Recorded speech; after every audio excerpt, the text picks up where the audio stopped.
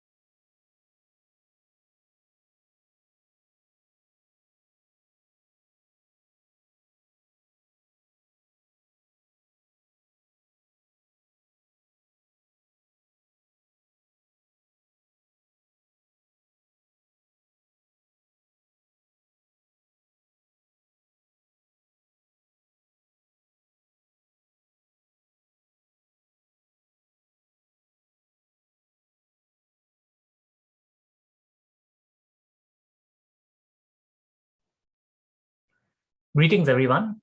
Again, it's my pleasure to welcome you all on behalf of Debopam Bhattacharjee, my co-organizer, and myself for day 2 of LEOCONN.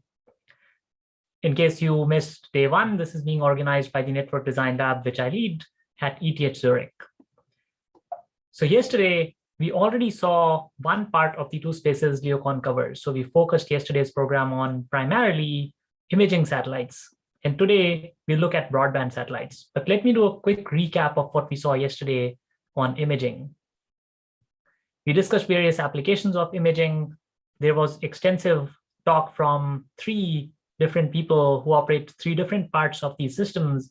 Satellites that take pictures, so Planet Labs that operates the largest fleet of high-resolution imaging satellites. We saw a talk from Catherine Monson, the ex-CEO of KSAT, that runs the largest ground station network to which these pictures are downloaded. And we also heard from Eve Pitch, who at Microsoft manages Azure Orbital or part of Azure Orbital, which is, of course, one of the big players on ingesting this data from the satellites and ground stations. So today, we'll look at the other part of LEOCONN's program, which is focused on broadband. So this is, again, about thousands of satellites trying to provide broadband internet service using satellites. So in yesterday's opening talk, I already covered quite a bit of ground on several open problems across the industry sectors that low Earth orbit networking will touch or impact, across all of which we have attendees coming from. And I left this forward pointer in the section on broadband constellations, that's for today's program, about the several new challenges in the entire network stack on topology design, routing, congestion control, and application performance. And today, particularly with Debopam and Giacomo's talks, we'll see more of that, together with talks from Manfred Leipold at Mynaric and Gint Atkinson at SES as well. So we have an exciting program of talks today with 5 exciting talks. There's ample time for questions or breaks. And again, I want to thank Debopam Bhattacharjee for heroism in organization, doing all the heavy lifting behind the scenes with me, and Elham Esane for moderation and serving as backup when things go wrong. Again, you're welcome to connect with us via email or and LinkedIn. Please introduce yourself. Let us know how you're interested in this space, etc. So that's my brief introduction for the program for today. In keeping in mind good instructional practice, in case several of you were joining us yesterday as well, please feel free to ask any questions about yesterday's program. If you have follow-ups that we couldn't get to yesterday, I'll be happy to try and answer them to the best of my ability. I'm not the expert on any of the ground station architecture, for example, but I can try and do my best. So please feel free. Any questions? Please feel free to type them out in the Q&A. So if you're joining us for the first time today, there's a Q&A interface in Zoom in the webinar where you can type your questions and one of us will read them out to the presenter, in this case, just myself, and answer them for the audience. So please feel free to enter your questions there. Also, if you've already looked ahead at the program, then I welcome you to put advanced pointers, thoughts, things that you'd like the speakers to focus on or perhaps address in greater detail. You're welcome to put such pointers in the questions interface as well. So with that, I'll close my opening pitch. And in 5 minutes, we'll start with a talk from Debopam Bhattacharjee on some of these challenges in broadband through LEO networks. Any questions?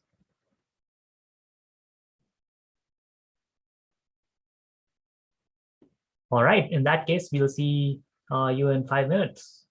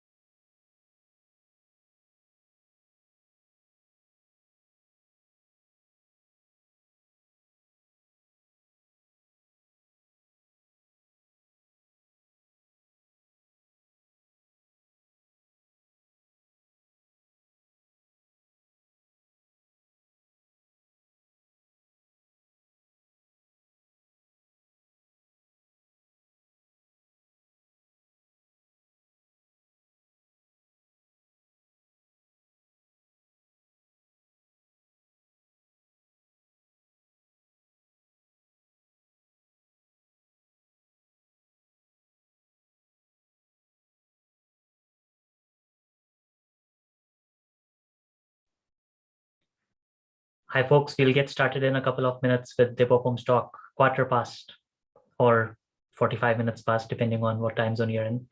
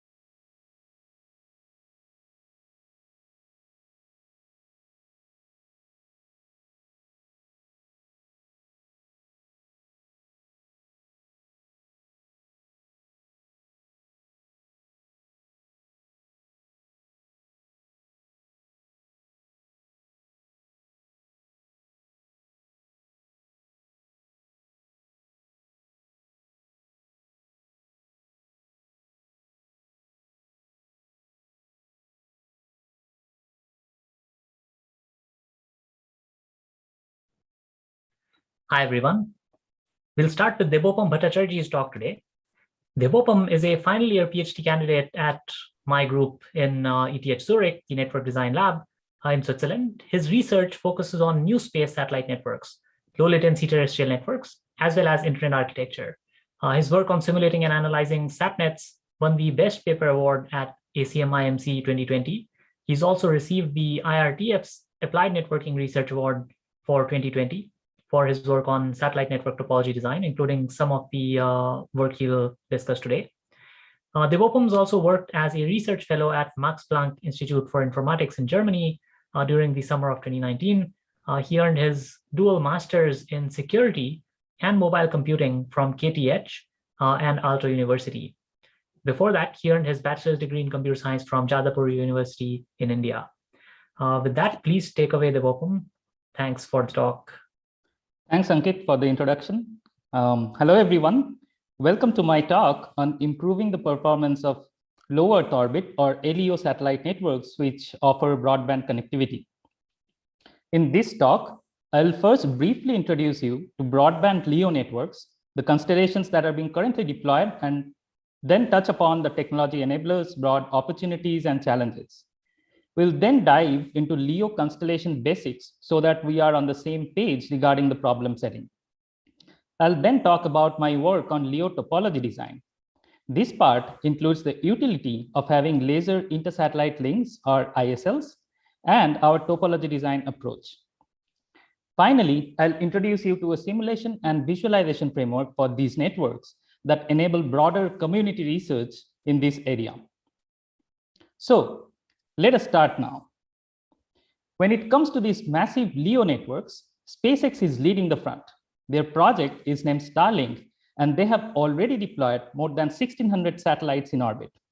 During the first phase, they plan to deploy 1,600 satellites and start providing internet coverage. Their long-term plan is to deploy tens of thousands of very low-flying satellites.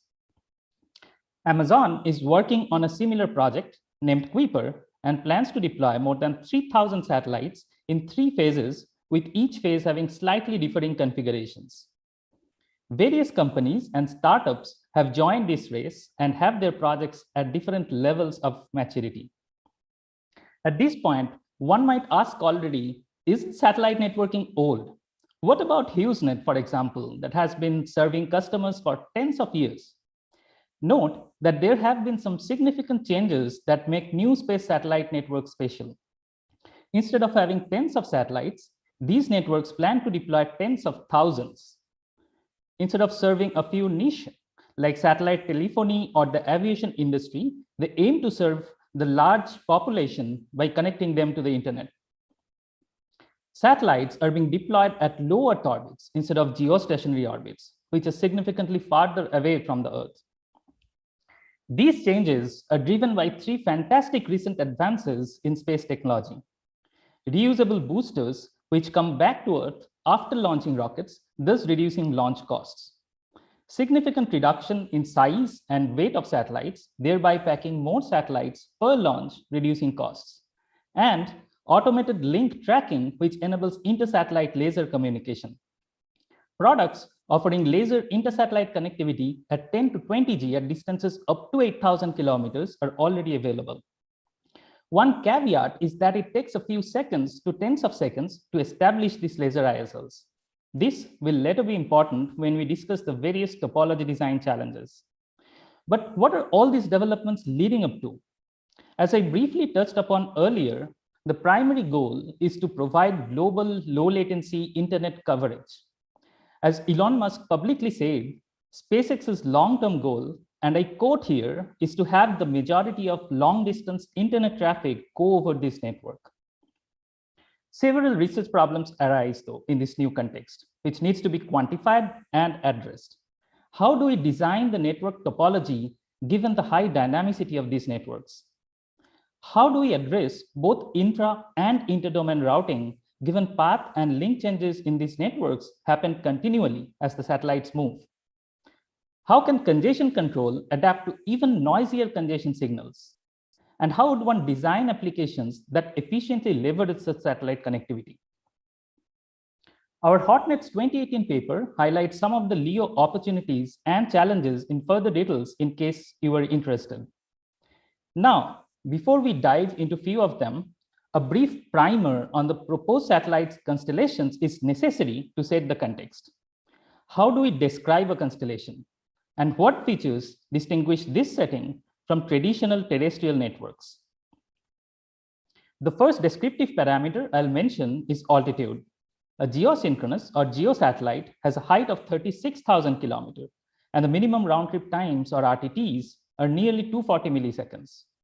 Low Earth orbit or LEO satellite, on the other hand, fly at heights between 300 and 2,000 kilometers, thus reducing RTTs by more than 60x. Another descriptor is orbital inclination. Each orbit here has several satellites. While polar orbits traverse over the poles, orbits can also be inclined. Inclination is the angle between the orbit and the equator. Here, the inclination is 53 degrees. Inclined orbits restrict satellites over densely populated lower latitudes. For polar orbits, the inclination is, of course, 90 degrees. While satellites use radio for communicating with terrestrial ground stations and terminals, laser or radio links can be used between satellites, with laser offering higher data rates. Typically, there is a north-south, east-west connectivity pattern, which I will refer to throughout as plus grid. To the best of our knowledge, all publicly available scientific papers, patents, and visualizations assume the same plus grid connectivity. A key feature of these constellations' promised connectivity is lower latency over distances beyond a few thousand kilometers. In this example, we are seeing a path between Zurich and Mumbai over satellites, which is quite close to the geodesic compared to fiber, which is roughly 2x longer. The speed of light being roughly 2/3 in fiber compared to free space means that the fiber path will be 3x higher latency. We will refer to this inflation over geodesic, in this case 3x for fiber, as stretch. We compared the RTTs between the 8 most populous cities over today's internet to the estimated RTTs over a plus grid constellation consisting of 1,600 satellites. The estimated RTTs are 70% lower than today's internet at the median. So if the current RTT is 100 millisecond, the estimated RTT is 30 millisecond. The estimates for the satellite networks are a bit optimistic, as we did not consider latency inflation due to encoding, error correction, and other factors. But even a 20% increase in this estimate would result in an RTT of 36 milliseconds, which is still significantly lower than today's internet. We could also see from the plot that the latencies over satellite paths are very close to the geodesic latencies at the speed of light in vacuum. Let us now explore the system dynamics of these constellations. Satellites move very fast relative to the Earth and with respect to each other. If a satellite is now over eastern Brazil, in 6 minutes, it will already reach Africa, crossing the entire Atlantic, traveling more than 450 kilometers per minute. Such highly dynamic behavior translates to links becoming infeasible in minutes. We should keep this in mind while exploring topology design and prioritize links which are available for longer periods. Having gone through the primer, let us now pick one open question: how to interconnect satellites given the high dynamicity in these networks?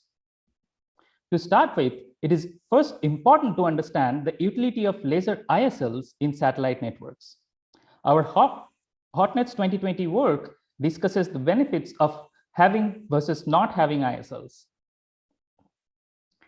Despite the high bandwidth, low latency ISL promise, there is substantial uncertainty about whether or not most LEO constellations will successfully incorporate ISLs.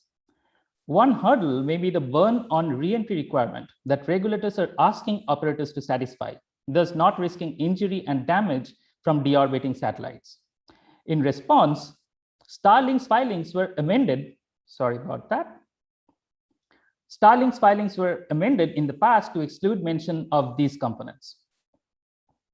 Luckily, LEO networks do not need ISLs to provide service. One might think how to achieve long-distance end-to-end connectivity where there are no ISLs. Remember, as the constellations are being rolled out, ground terminals would also be rolled out. These terminals include user terminals on land and those mounted on airplanes and ships, and also more powerful ground stations. Without ISLs, connections between far separated ground terminals bounce up and down between satellites and on-path terminals, yielding a bent pipe or BP connectivity. Latency lower than terrestrial internet can be often achieved over long distances, even with this restricted BP connectivity. A paper in HotNets 2019 focuses primarily on such latency benefits.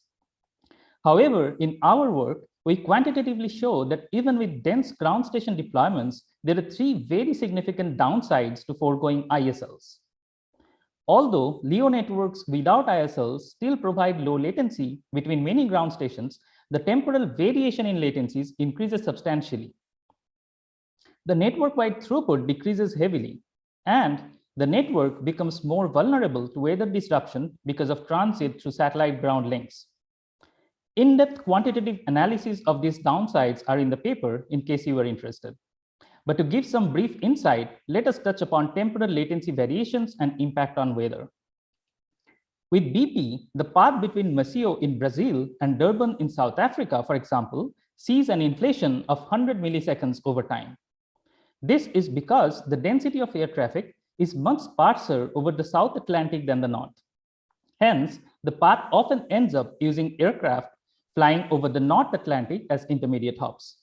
Note that this behavior not only inflates the RTT of this path significantly, but also makes the heavily used paths over the North Atlantic even more congested. By virtue of inter-satellite links in a dense deployment of satellites, such latency variations get reduced by as much as 80%. The impact of weather would be significantly higher on BP connectivity than on ISL connectivity. For paths consisting of ISLs, this value is either the first or last hop attenuation, whichever is worse. But for BP paths, this is the worst attenuation seen across all links of the zigzag path bouncing between the satellites and ground terminals. In this example, the heat map depicts the 99.5th percentile attenuation across Southeast Asia. Although both endpoints, Delhi and Sydney, are in low attenuation areas, colored in blue or green, BP ends up using intermediate hops in regions with higher attenuation, colored in yellow. In contrast, the ISL path avoids this entire high attenuation region. There are various other benefits of ISLs which BP struggles with, which I briefly touch upon. BP connectivity between certain sources and destinations is bound to require ground terminals in countries and regions that an operator would like to avoid, either because of challenging topography or due to political reasons. Ka and Ku-band radio spectrum for the up and down links needs licensing. In contrast, thanks to the narrow beams and negligible interference issues, inter-satellite laser connectivity is unlicensed. GSO satellites fly above the equator and operate in the same frequency bands sought for LEO communication. Thus, LEO satellites, when crossing the lower latitudes near the equator, must avoid interference with GSO satellites. While GT field of view is already restricted by the minimum angle of elevation, GSO arc avoidance makes this field of view even more restricted. The impact of this will be much higher on BP than on ISL connectivity for traffic between the northern and southern hemisphere. Here is the latest update on the status of laser ISLs. SpaceX has recently launched at least 10 satellites having laser ISL capabilities. But a lot of uncertainties regarding ISLs still exist. What would be the link capacities in practice? Link setup is constrained by the fact that it takes a few seconds to tens of seconds to establish these laser ISLs. How do we connect satellites using ISLs, keeping in mind these constraints? This is what we discuss next. Such analysis is also relevant for constellations like OneWeb, which do not plan to incorporate laser ISLs. We will now see how can we connect satellites in order to offer higher aggregate bandwidth, keeping in mind the dynamics of the system. This work was published at CONEX 2019 and received IETF's Applied Networking Research Prize 2020. I'll now discuss what are the constraints we consider and assumptions we make. The key constraint of this system is system dynamics. Satellites flying fast relative to the Earth and to each other. But we have other constraints as follows. Setting up links can take a few seconds to tens of seconds, during which time the involved communication units cannot transfer data. Hence, it's important to minimize changes in which links are connected. Also, the maximum number of ISLs per satellite is limited. In our work, we consider 4 ISLs per satellite following all recent FCC filings, but we believe our methods can be extended for other numbers. I'll also lay out the assumptions we are making in solving the intersatellite topology design problem. We assume that the satellite trajectories are given. We rely on FCC filings by SpaceX and Amazon that describe their trajectories. While trajectory design is itself an interesting question, we have not explored it in this work. We have ongoing work on the trajectory design problem, and the draft is available on request. Knowing what precise traffic will be served on these constellations is difficult.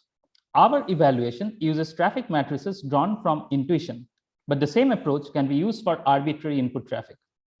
Our focus is on the satellite-to-satellite connectivity. So we assume that the ground satellite connectivity follows a simple range-bounded model. We treat plus-grid connectivity, which I already touched upon earlier, as our baseline. On the last point, plus-grid being the baseline, what are we trying to improve?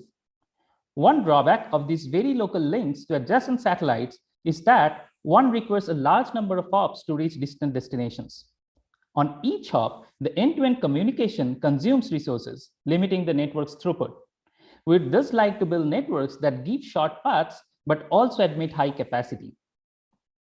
We do not need to stick to plus-grid's very local links. The key constraint on ISLs is for them to not dip into the mesosphere. This is the atmospheric layer that extends to about 80 kilometers above the Earth's surface, beyond which there is no water vapor present.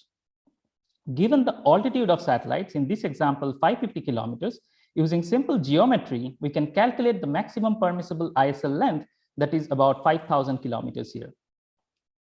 This observation opens up a large design space. While at small scale, with few tens of satellites, only simple connectivity was possible, in the large proposed constellations, each satellite can now reach many more satellites.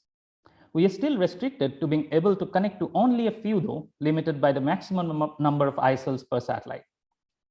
In picking the particular subset of links to connect, what should we optimize for?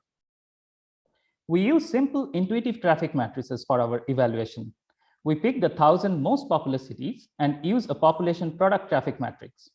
Let CT1, CT2, and CT3 be 3 cities with different populations. The traffic between city pairs is proportional to their population product. We also tested a variant which relies on GDP instead of population. Recall that I earlier mentioned stretch and hop count. Stretch is the inflation in latency over the minimum possible, that is traveling the geodesic at the speed of light in vacuum. Hop count accounts for resource consumption and hence congestion. In the paper, we show that lower hop count translates to less congestion in these networks. We also define an aggregate metric as a linear combination of stretch and hop count, with alpha being the weight or importance of stretch. Superficially, this seems like a traditional network topology design problem. These are known to be hard even in static settings, but a variety of heuristics are used in practice. One key contribution of this work is showing why known techniques used for designing terrestrial networks don't work here. We tried integer programming, but it suffers from two major shortcomings. It is limited in scalability. Runtime is greater than 2 days, even for 25 cities on a beefy machine. And the estimate is roughly 10 to the power of 29 days for 1,000 cities. But even if we manage to speed up the ILP by a large factor or use appropriate approximation techniques, there is a more fundamental issue here. The set of ISLs, minutes apart, are more than 90% different. We should remember that ISL setup times are few seconds to tens of seconds. So, even if we could solve the problem optimally for a snapshot, the set of optimal links varies significantly minute to minute. Hence, to maintain optimality, the system would need to break and make a lot of links continually, resulting in significant disruption of connectivity. We also tried random graphs, as they are shown to be useful in other settings like data centers. Although such random graph generation is faster, it also suffers from large number of links becoming infeasible within a few minutes. Regaining lost connectivity is not straightforward, and one would have to break and make many links. Additionally, random graphs are very inflexible and do not allow the operator to decide on the operating point. They simply yield one combination of stretch and hop count without any control over which dimension to optimize for. So where do we go from here? This, and this picture have something in common. They illustrate the use of structure and repetition for design, in this case, visual design. We apply the same idea of repetitive geometric structure to network topology design. Consider the 1600 satellite constellation. This is the field of view or connectivity for one satellite which goes beyond plus grid. A motif consists of two links with two other satellites, and this pattern can be repeated throughout to build the network. Note that in this case, two link motifs are sufficient, as remaining two would be filled by other satellites connecting to this satellite. One obvious benefit of using motifs is the fact that they have minimum link churn. Nearby satellites in adjacent orbits move together and are always in the field of connectivity of each other and can remain connected continually. We have analyzed three different constellations in this work. To start with, a uniform 40 cross 40 constellation, which means 40 orbits and 40 satellites per orbit operating at an inclination of 53 degrees and an altitude of 550 kilometers. SpaceX Starlink Phase 1, which consists of 24 orbits and 66 satellites per orbit operating at an inclination of 53 degrees and a height of 550 kilometers. And Amazon Kuiper's Phase 1, which is again a uniform 34 squared constellation operating at 51.9 degrees and 630 kilometers. Most of the results here are for the 40 squared uniform constellation. Please refer to the paper for other results. Here we plot the average hop count along x-axis and average stretch along y-axis for the different motifs. Note that both stretch and hop count are weighted by the traffic matrix, in this case, population product for city pairs. Different motifs offer different trade-offs in stretch and hop count, and we can see a Pareto frontier of motifs superior to the rest in both hop count and stretch.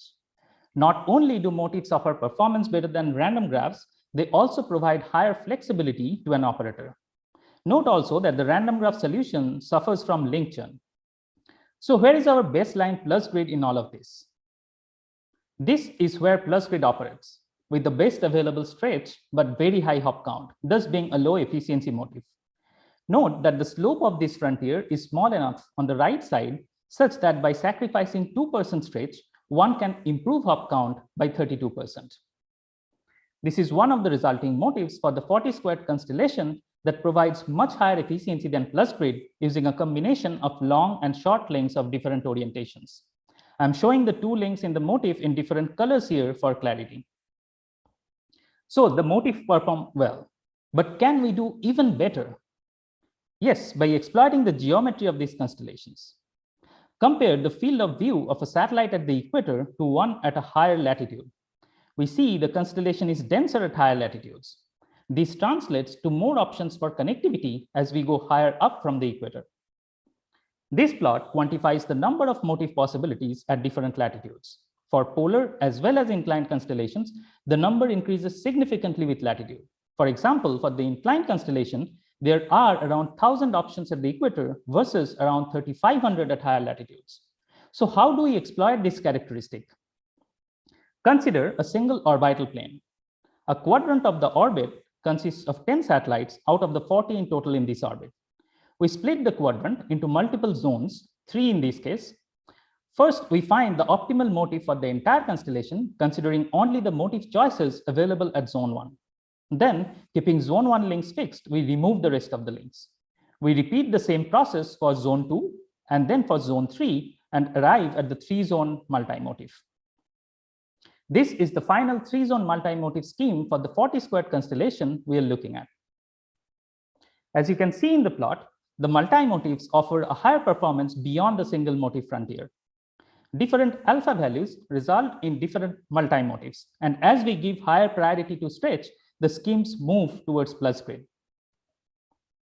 Putting all of this together, these are the performance improvements above the baseline plus grid connectivity. Starlink sees more than 50% improvement over baseline, while Kuiper also has similar benefits. We also considered settings where links need to be shorter due to power constraints instead of just the visibility constraint we considered thus far. In the most pessimistic case, a constellation must at least allow link lengths that suffice for plus grid connectivity. Even in this worst case scenario, Starlink sees a 40% improvement over plus grid. All right, now we are back to the slide, which lists some of the LEO challenges that need to be quantified and addressed. But one major problem with this new research space, which hinders addressing most of these listed challenges and beyond, is a serious dearth of analysis tools. We need software to simulate the behavior of these LEO networks so that we can deeply understand the problems and new research areas can be evaluated. This brings me to Hypatia, a simulation and visualization framework that we built for low Earth orbit satellite networks. This work received the Best Paper Award at IMC 2020 last year. Hypatia takes as input the satellite trajectories, inter-satellite topology, and ground station locations. It then outputs both the result of packet-level simulations as well as visualizations that help understand the results and to develop intuition about this new context. Although the paper discusses multiple constellations in the light of many challenges, in this talk, we stick to Amazon's Kuiper's first shell, operating at a height of 630 kilometers and an inclination of 51.9 degrees. It is a uniform shell consisting of 34 orbits and 34 satellites per orbit, as we touched upon earlier.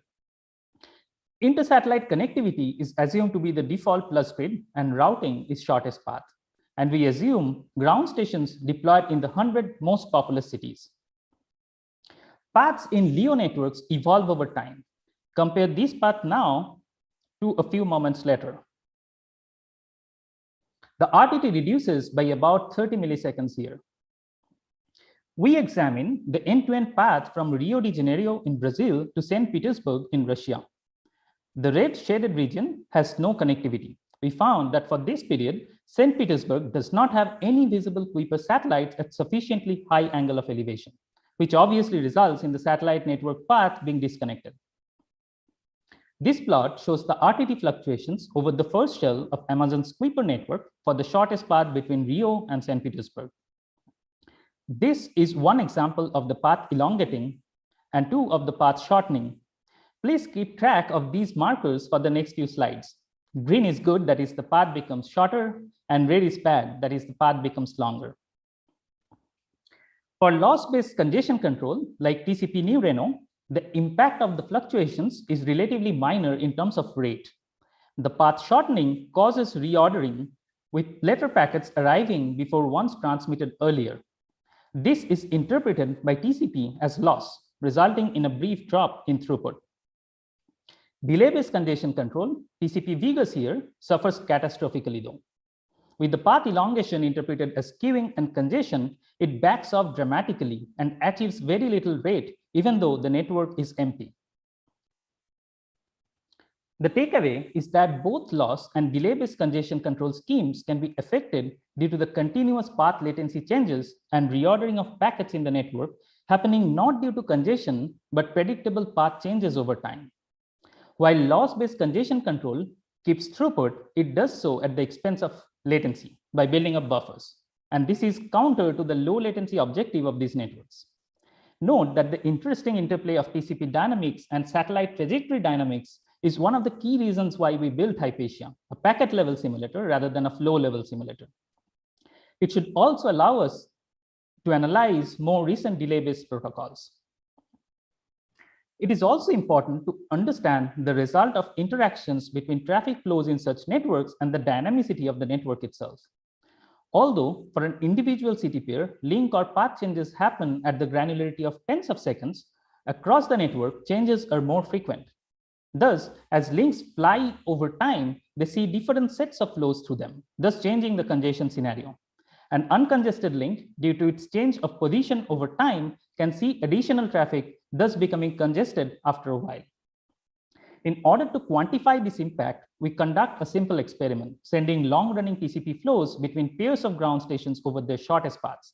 Each link in the network is set to 10 megabit per second, and we send long-running TCP new Reno flows between a random permutation of ground station pairs. We focus on the Rio to St. Petersburg path and make sure not to make the first or last hop the bottleneck so that we can focus on the ISL network's behavior. Y-axis represents the unused bandwidth, which is the path's link capacity minus the utilization of the most congested on-path link at any time. In a static network with fixed routing and a fixed set of long-running TCP flows, we should expect this unused bandwidth to be small. Just measuring link utilization is uninteresting. A link's utilization over time simply reflects its local environment as it moves across the globe. The static network TCP behavior is shown as the gray line in the plot for the topology frozen at its t equals 0 position. As you can see, unused bandwidth is typically small along the lines of expectation. However, we find that in a dynamic LEO network with cross traffic, the amount of unused bandwidth is larger than that in the static case. Even until 155 seconds, when the disconnection happens, the dynamic case leaves 1.8x more bandwidth on the table than the static one. The reason for this difference is the shifts in cross traffic resulting from the path changes. Links constituting a ground station pair's shortest path change over time. And for each link, the set of ground station pairs it is used for changes as well. This implies that the traffic mix at any link is highly dynamic, making it difficult for transport to adapt. The takeaway is that LEO networks present new routing, TE, and transport challenges. Routing and traffic engineering could be planned ahead such that knowing the upcoming changes in paths, traffic can be shifted a priori from links that will become new bottlenecks soon. Talking about the future work, we plan to incorporate different interface avoidance strategies mentioned in the FCC or ITU filings. SpaceX and Kuiper, for example, have different strategies. Various constellations are being proposed regularly, so it is important to provide continued support in adding new constellations and traffic matrices. Hypatia currently supports shortest path routing, but there is no fundamental limitation in implementing other routing strategies. Of course, this list is not exhaustive, and there are ongoing efforts in our lab towards improving Hypatia. So, having covered the agenda, I conclude my talk, and I'm happy to take questions now. Thank you. Thanks for the great talk, Devopam. Questions, please feel free to type into the Q&A interface if there are any questions. So I can start things off just to get us warmed up. So Devopam, what do you think about OneWeb's plans without the ISLs? What's the trade-off there between having intersatellite links and having an extensive ground infrastructure? Thanks for the question, Ankit. Interesting one. So it simplifies network design to some extent, because if you have bent pipe connectivity, there are two ways to do end-to-end connectivity. One is like between, so let's assume there are two endpoints in two different cities across the globe. One model would be like to have a bent pipe connectivity like the one I described in my talk and do a zigzag path all across. The other would be to go up to a satellite from a user terminal and then back to a ground station and then use terrestrial internet. So if that's the case, that eases things a lot in terms of routing complexity. But on the other hand, we lose out on the possibility here. Like by possibility here, I mean low latency. So we have seen, like, if we have inter-satellite connectivity, this could actually offer much lower latency than we see in today's terrestrial internet. So this is a kind of interesting trade-off, and I'm not sure where OneWeb will be going. So follow up to that, there's this trade-off between, so just limiting ourselves to no ISL constellations.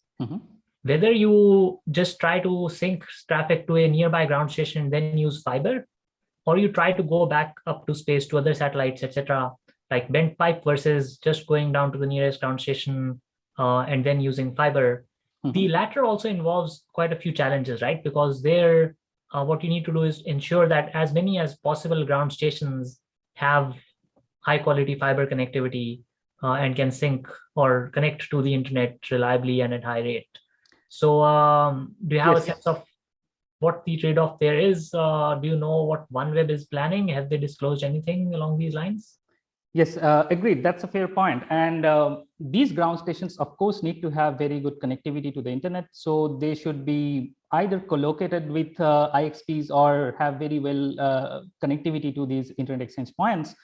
But beyond that, there is some interesting development that I should share here. So I was going through the recent news about Starlink deployments, and I briefly touched upon it in my talk, that they recently deployed a few satellites, tens of them, with inter-satellite connectivity. A point to be noted is that all these 10 satellites were deployed in polar orbits. So what we can understand from this is that possibly for polar orbits, it would be interesting to connect to other shells which have much lower inclination, so that these shells or the satellites in these shells can then connect to ground stations which are all well connected. So in the future, we might see, inter-shell connectivity using laser, which might actually offer better connectivity than otherwise, because deploying ground stations in polar regions, which are well connected to IXPs, can be a bit of a challenge. All right, thanks for the responses. Any other questions for the BOPM? Great. So there's a question from Shubho Sen at AT&T. Shubho asks, what's your methodology for measuring specific LEO performance, like for Kuiper and Starlink? So how did you do those experiments or simulations? What's the methodology? Right. So thanks for the question, Shubho. So what we did in our work is that we diligently followed what has been specified in these FCC and ITU filings. So these are the filings that these companies need to do with FCC and ITU in order to make sure that they have these spectrum licensing. So in this process, they disclose, or they need to disclose actually a lot of information about how they're designing these constellations. So we gather information from these filings, and then we use all the simulation tools that we have at our hand in order to generate the constellations and simulate the constellations and measure the network performance. So I think you could say a little bit more about the metrics and the evaluation method, like the traffic matrices. That's probably more to the point here. Right. So about the metrics, as I briefly touched upon earlier, we can measure a lot of things that. So what we can do is we can generate entire constellations. We can actually define what the traffic matrices are, and then simulate flows both at the flow level and at the packet level. We can measure a lot of different things. For example, end-to-end latency across city peers, what throughput they might be getting, and also we can have some notion of congestion. So essentially, if we are simulating these networks on top of NS3, we can actually use all the tools that we have within NS3. And this allows us to measure a lot of different network metrics, which are of interest to network engineers and researchers. All right, thanks. So there's actually a related follow-up from Mohammed Qasim. How's NS3 simulation performing on this large-scale network in terms of simulation time and processing needs? Thanks for the question, Mohammed. Interesting one. So we have actually quantified the scalability issues and whether there are any issues actually. So so initially when we started simulating, we saw that we cannot scale, if we try to scale everything while simulating, then it's a bit problematic for simulation. So what we did to make Hypatia scalable is that in the pre-processing pipeline, we already generate the forwarding tables for different satellites which act as routers. So this is a one-time cost that we incur, and this takes a few hours, right? But beyond that, once you incur this cost once, you can actually run different simulations multiple times, and these simulations would just incur the NS3 event pipe cost or queue cost, right? So there is a minor overhead because we also need to, simulate the mobility of satellites natively in NS3. But what we have seen in our results is that it's a very minor overhead beyond what NS3 can offer. So our tool, Hypatia, is limited by NS3 scalability. So, fine, we don't add more overhead over NS3 or negligible overhead. Yeah. But do you remember what kinds of numbers there were in terms of how much traffic on aggregate you could simulate? Sure. Yes, I have some numbers as well. So if we are simulating 10 gigabit per second of traffic for 10 seconds, it takes roughly 30 minutes for UDP and 100 minutes for TCP. But what's interesting is that even if we are simulating these networks for 10 seconds or 20 seconds cross traffic, that already gives us a lot of insight. In order to understand the network opportunities and challenges and fix them, we do not need to simulate networks for long. Rather, we need to simulate for shorter periods, few tens of seconds, and then we already kind of identify the problems and can fix them. Great, thanks for the responses, Debopam. Thanks for the questions, everyone. Thank you. Any other questions? Otherwise, we will take a break and start in 6 minutes with the next talk. Thanks, everyone. See you in 5 to 6 minutes.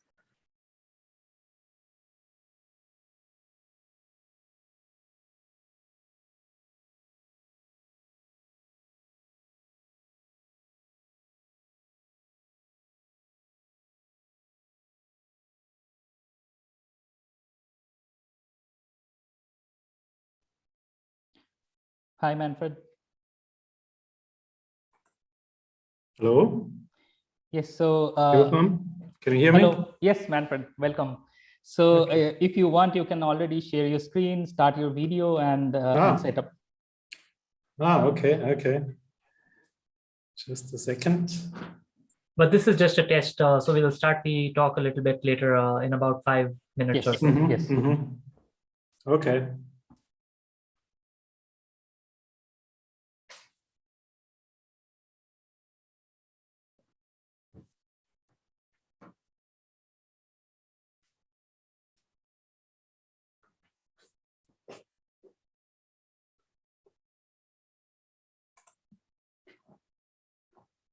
So now you can see me? Yes, perfect. Excellent talks last night. Hi, Ankit. Good to see you. Hi, Manfred. Really interesting program I've been following yesterday. So Thanks. Congratulations. That's really interesting contributions from all over the world, basically. Yeah, very interesting set of speakers. By the way, we are live. This is fine, just in case you were planning on giving us some brickbat. The positive things you can keep saying. By the way, your slide background looks great. I'm looking forward to your talk. Yeah, there are some satellites in my back. But there's still some fresh air here, so I'm not suffering in vacuum, so don't worry. But yeah, your background also looks quite nice. It's just a default Zoom background. It's surprisingly fitting for this event. Okay. Yeah. If time allows, we could show the video. I think I sent you the link, so I will hand back to you at this point in time. It's at the end of my talk, so in case I run out of time, we skip it. Yeah, so I leave this up to you. It's 3.5 minutes, so it's not very long. Sure. Yes, I have it ready at my end. Just give me a signal and I can play it. Yeah. Should I bring up my PowerPoint file? Can I? Yes, please. Just a second.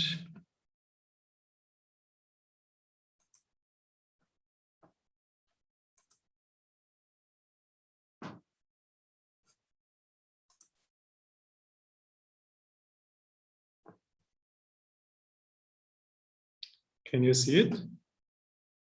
Works great. So right now it's not in presenter mode, but we can see the screen. So now it's in full screen. Perfect. Looks great. Okay. Seems to work. You see the 10 gigabits per second streaming in my back on this front page. Yeah, that's the future. We hope so. Maybe even more. Maybe it's a joint future. Who knows? There are lots of opportunities out there, and we're in the middle of the game. And yeah, it's exciting, dynamic times here at Mynaric. That's what I can confirm. Lots of activities. Lots of hardware being developed, tested, being shipped to customers in the US and other countries. So yeah, it's exciting times. You are narrowing things down a little bit by naming countries, actually. There's not that many constellation operators in the US. Don't know. There are some aspects which I'm not allowed to talk about. But there are some publications out there, some press releases which are known to the public. Those are okay, I can talk about it. Some others are in the pipeline, and because we're a listed company on the stock exchange, I'm not allowed to talk about the future. I have to be careful, otherwise my managers will have a problem.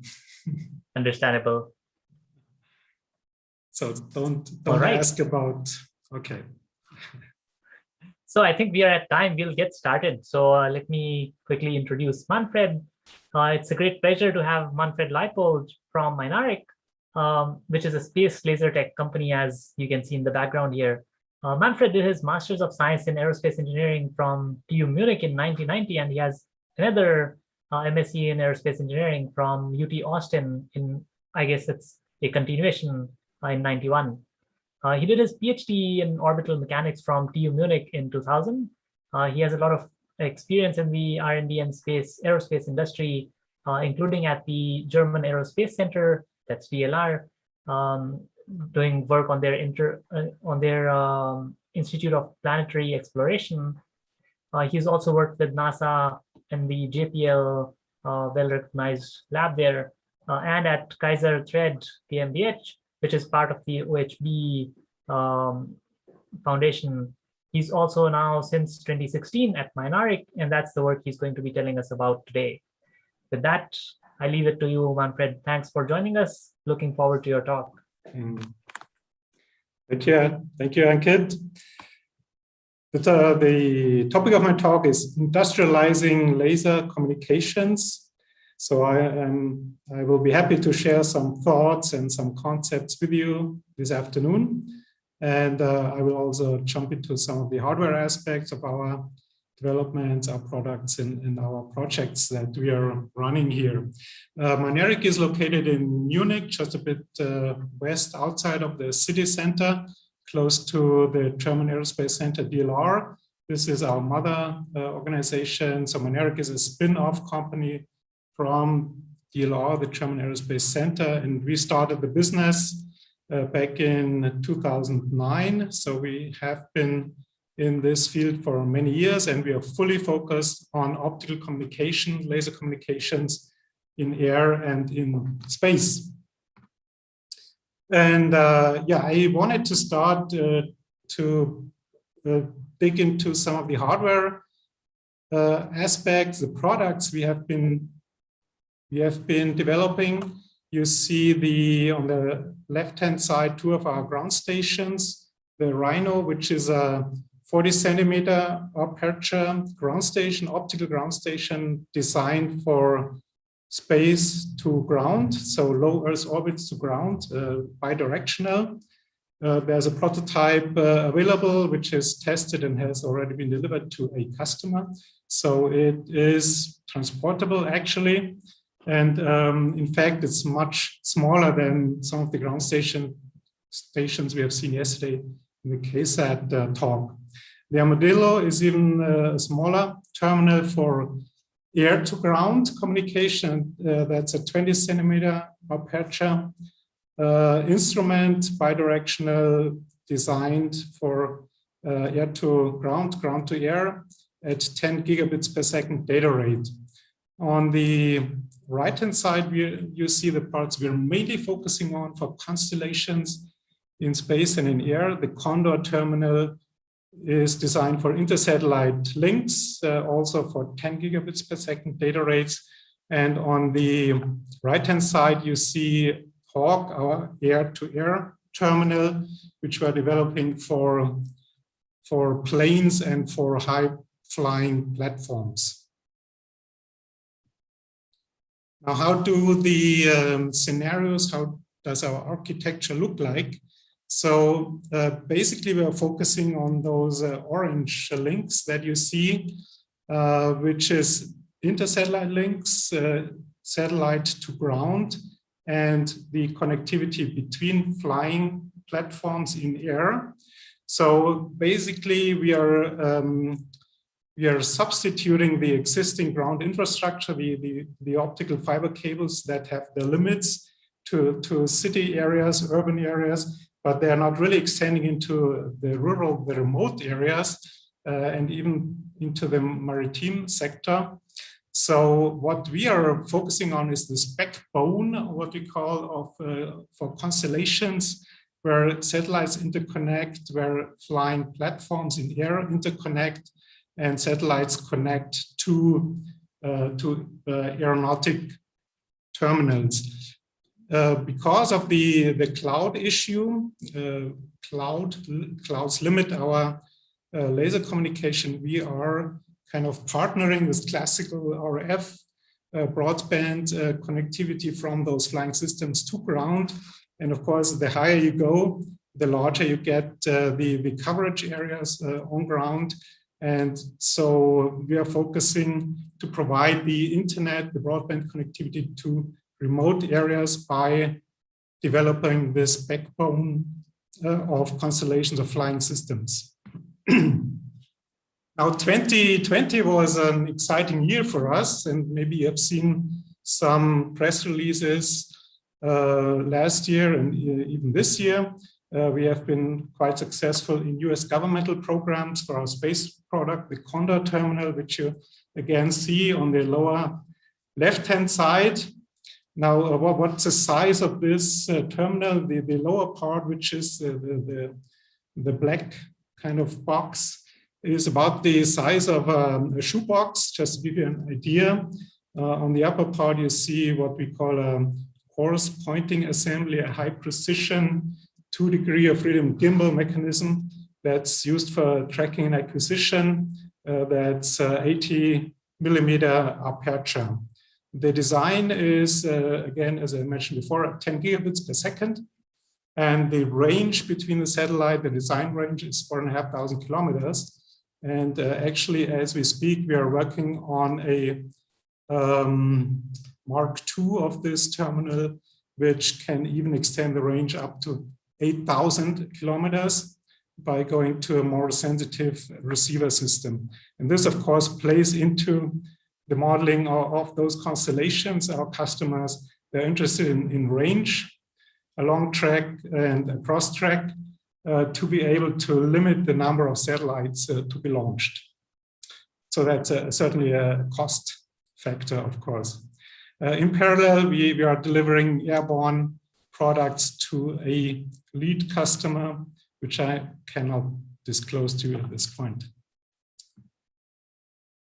What are we focusing on? Well, laser communication has been around for many years. So we are actually investing a lot into production capabilities and serial production. So these images just give you an idea on kind of production cells we have established at Mynaric. And the focus right now is, as you see in some of the images here, qualifications. Of course, the space terminal needs to be qualified for environmental tests. involving a lot of environmental tests in thermal vacuum chamber. You see our chamber down here, which is in this building actually. So we have invested significantly in those test stands, including a vibration test stand. We do a lot of optical testing in our labs. And in parallel, we are working outdoors in case the weather allows. We do a lot of flight campaigns. You see the image in the middle, the bottom part, demonstration of capabilities under extreme conditions. One of our terminals was flown on a fighter aircraft, and it worked air to ground in a quite severe vibration environment. Of course, that's something we have to deal with. Yeah, talking about production and ramping up production, you see some of the typical unit numbers we have been talking about, and there really you can see what is our focus besides generating the space and the work environment for those production cells. You see figures 2021, some 50 units to be produced as output this year. And for next year, we are predicting triple-digit numbers of units per year. So that's growing, and the goal we have, and that's why we are investing a lot in space, time, and employees, is 1 unit per day. And there you will see a difference on which companies worldwide are really capable to deliver these units qualified in those unit numbers. Yeah, besides ramping up our test and machining capabilities, we are increasing our staff, and we have now reached more than 200 employees, and we think we are worldwide largest company with a concentration of experts on optical, on laser communication, at least to the best of our knowledge. And you see, that's why I like this image here. You see the teamwork here. People from various nations are collaborating, contributing their skills, their different backgrounds. And we are really happy to have top talents in our team from various disciplines, engineering, of course, optics, optoelectronics, test team, software, and so on. This image should give you an idea where we are located and where our employees come from. So you see our headquarters in Germany, as I mentioned, in Munich, near Munich. This is focusing on sales Europe. The majority of the engineering so far is going on here in Munich, and the production we have ramped up over here. Since a couple of years, we have a headquarters in the United States, West Coast in Los Angeles for sales USA, and we are also ramping up engineering over there, drawing from knowledge and technology that has been developed here in Germany. And recently, we also have established a sales office in Washington, D.C. on the East Coast. As I mentioned, we are now more than 200 people, 210 employees for the time being, coming from 39 nationalities. Actually, I have to correct it, it's already 40. So Japan should also be on the list and should be marked in orange. And if you're interested to join our team, by now you see our career site here, moneric.com careers overview, and there are many job opportunities listed, and feel free to apply. Now, my special area of focus for the last 3 years has been work on future technologies. So besides the products we have developed, which have been qualified for air and space, we are investing a lot in terms of money and manpower into new technologies that can even enhance, improve our existing product range. And you just see some examples here. Actually, we have 10 projects being run in parallel in my area. Very broad range from novel optical sensors, receiver units, high-sensitive receivers, photonic crystals. We are looking into non-mechanical beam steering, what you see on the right-hand side, optical phased arrays. And we are looking at LEOCONN nano terminals, that what you see indicated by this dragonfly, little animal on the lower right-hand side. This is there because we can't really give you insight into this miniaturized terminal at this point in time. It's not a product yet. And we are doing lots of interesting work, novel work on radiation testing, qualification of COTS components, commercial off-the-shelf items, EEE parts, because we are forced to do this to fit the cost models of our customers. And so we're looking at radiation tolerant components that go into our electronic boards. Now, here comes a little bit of a thought experiment. Let me jump ahead. So imagine, now this is your contribution. Imagine February 2025, you stand on top of the volcano Etna on the Sicily island, blue skies above you, a pair of skis and fresh snow below your feet. You grab your mobile phone and you start to watch the next video stream of the ETH Zurich webinar session. And you think to yourself, these data are from the Mynaric inter-satellite link.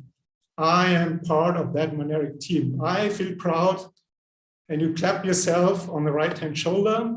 Then you take your pulse and you gently run down the volcano slope.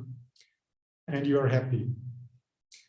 So if you are somewhat excited about this vision, February 2025, then please contact us, apply. There are lots of opportunities here in Munich, and there are even mountains close to Munich. So you can also go for regular skiing. So as you can guess, I'm a passionate skier as I grew up in Bavaria, but yeah, please feel excited.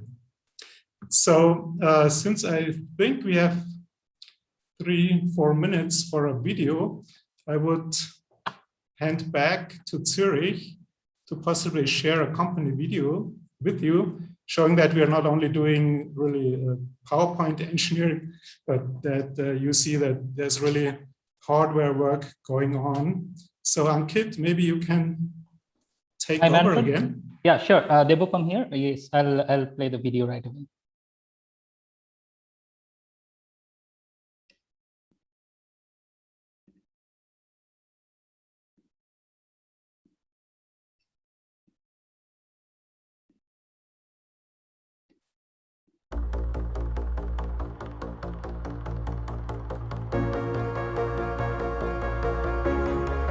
These hands are about to transform lives around the globe. The product they're making is about to change the nature of connectivity forever. We have worked really hard for years on planning, development and testing of our products, and now we are ready to hit the floors, and we are proud of what we have achieved, and we are also proud of our product, which is going to change the future of connectivity. Half the world doesn't have access to the internet. That's 4 billion people globally still on the wrong side of the digital divide. But a revolution is taking place. Internet beamed down from the skies and space is coming. Affordable, super fast, and ultra secure. And available in places where up to now internet connectivity has been unthinkable. This vision is finally becoming reality. The biggest tech companies in the world are building communication networks of interconnected satellites in space to reach the most far-flung corners of the world. Laser communication allows them to exchange data at ultra-high speeds and over vast distances. It delivers crisis connectivity to disaster areas and ensures ultra-secure communication of key data. And it delivers high-speed broadband internet coverage to anywhere on Earth. Mynaric designs, manufactures, and distributes these game-changing products. The most exciting thing in my job is to see something from scratch through the develop into something real that will change the future of the connectivity.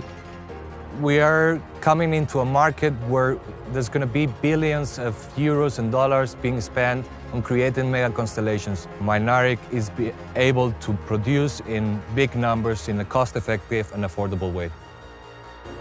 Laser communication technologies offer a distinct advantage over traditional RF communications, especially across aerospace mobility platforms. We're able to achieve high throughput, gigabit per second speeds. It's secure, anti-jam proof. It's a license-free technology, so go-to-market is significantly faster. So it really does give us that extra value in deploying communication networks. These new networks in the sky and space will open up millions of people to connectivity, establishing new markets where previously none existed.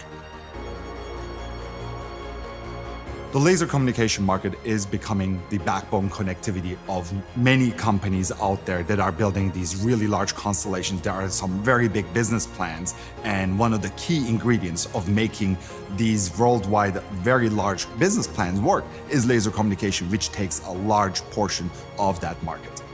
And Mynaric is bang in the middle of it. We are a part of this constellation push, the connectivity push around the world, providing backbone connectivity to everyone who wants to get connectivity in every corner of the market.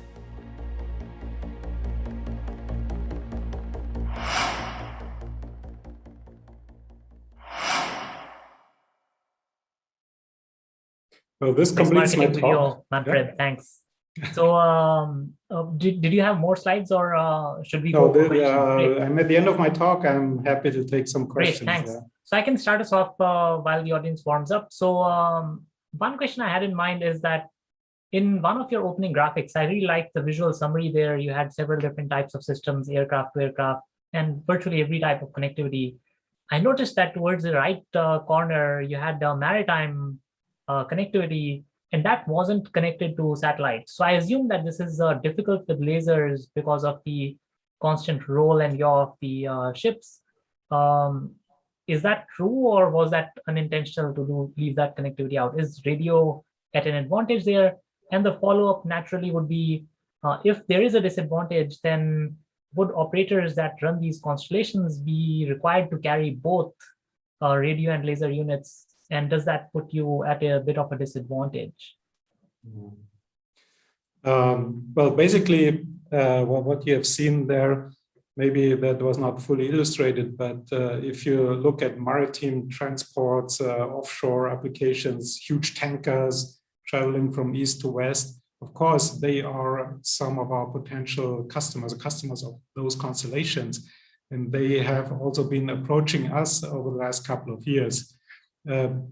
What we are focusing on, as I mentioned, is the backbone, the intersatellite link above the clouds, which is then paired and combined with classical RF downlink capabilities, Ka band, whatever, X-band, Ka band. So we are not necessarily looking at ships, container ships that have their own optical ground station because of the cloud coverage. So clouds are a problem. That's why we are not competing necessarily with classical RF communication, but we're augmenting, we're substituting it.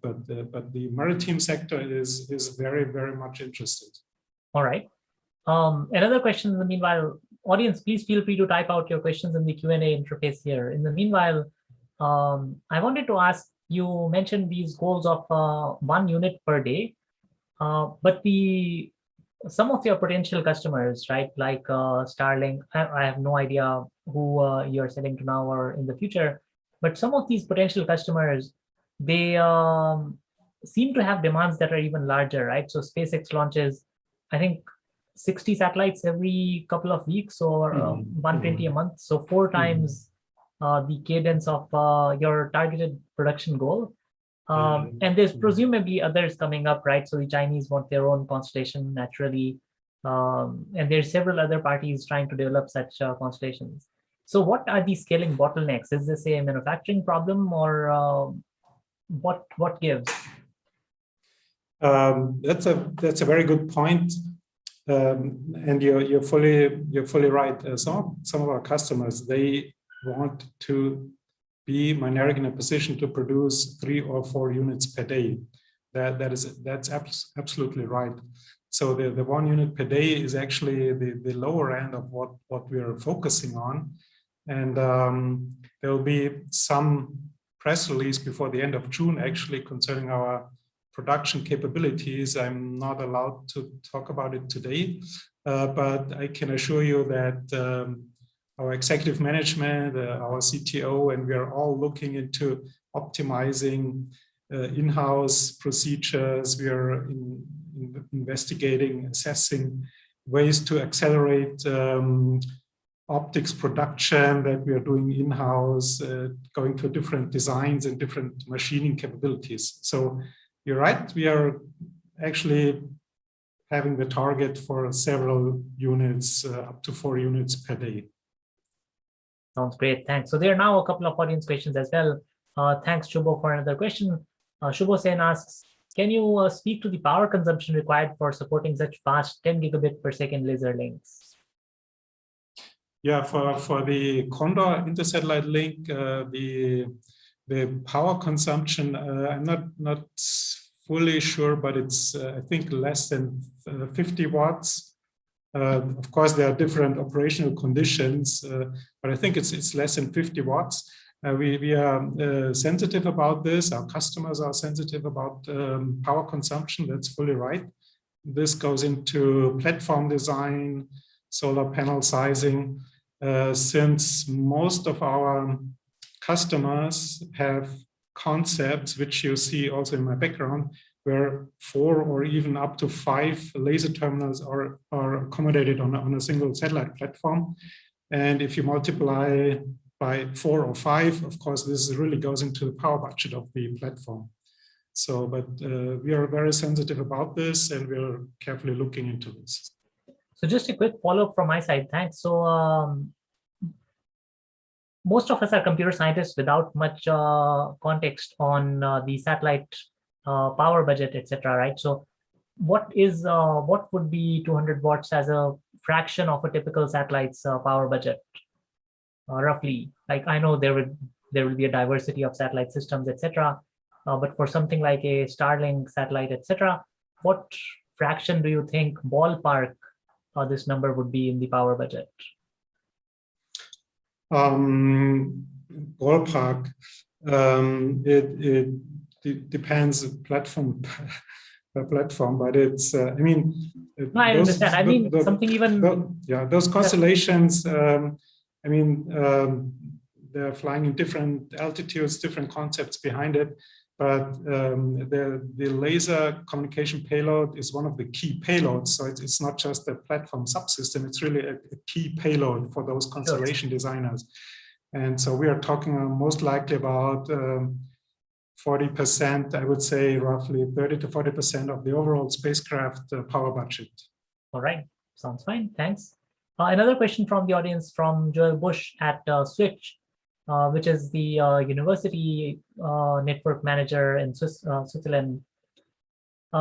You mentioned 10 gigabit per second ISLs over 4,000 kilometers and soon 8,000 kilometers.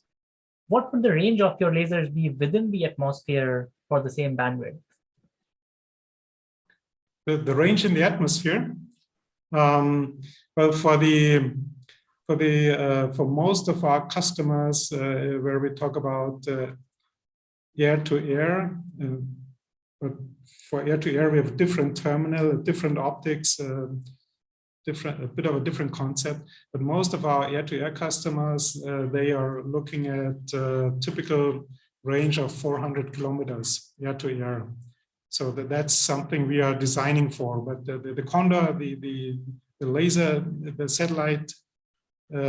satellite design is not really used one-to-one for the air product. It's a bit of a different concept. Does that answer your question, I hope? All right, that makes sense. Thanks. So unless there are other questions, I think there are none. So that's it. Let's thank Manfred for a great talk, especially the slick videos. Thanks. So we'll start in a few minutes. Let's go a little bit late. We should take these 5-minute breaks. Let's start at 3 minutes past the half hour or hour, depending on your time zone. Thanks again, Manfred, and we'll see you all in 5-ish minutes. It's my pleasure.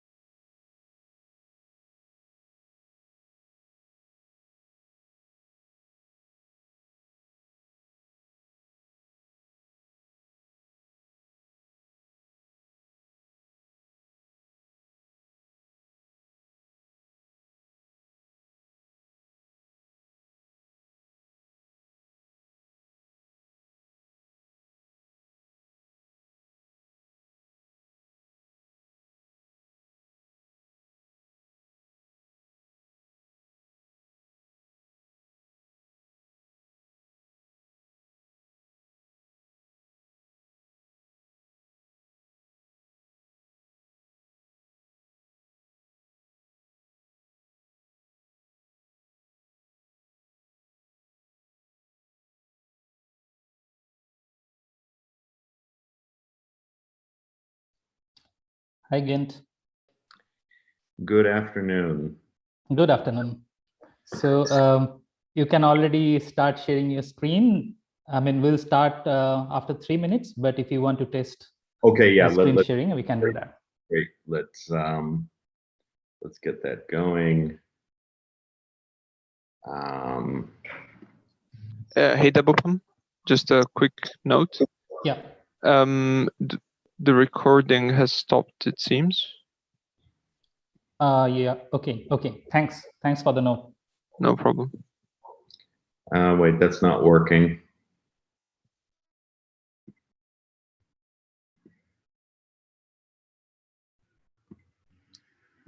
Got it.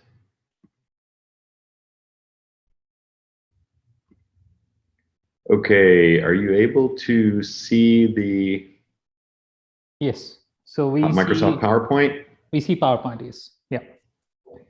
Okay. Not yet the presentation mode, but I think that should be fine. If you want to test the presentation mode, you can go ahead already. Yeah, let's see how that looks. All right, it's in presentation mode now. Yep, perfect. Okay, great. Thanks, Kent.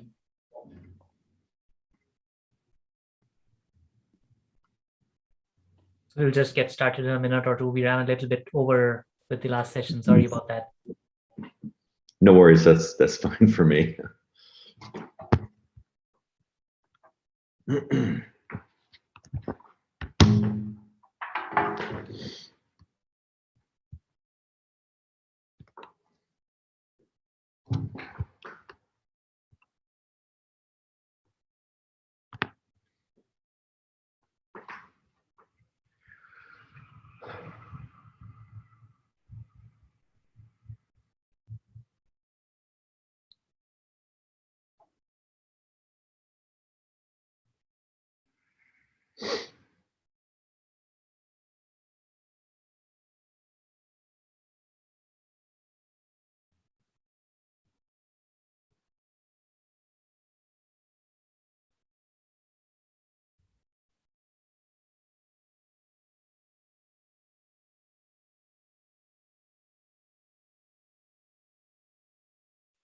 All right, folks, we'll get started. We are welcoming our next speaker, Gint Atkinson.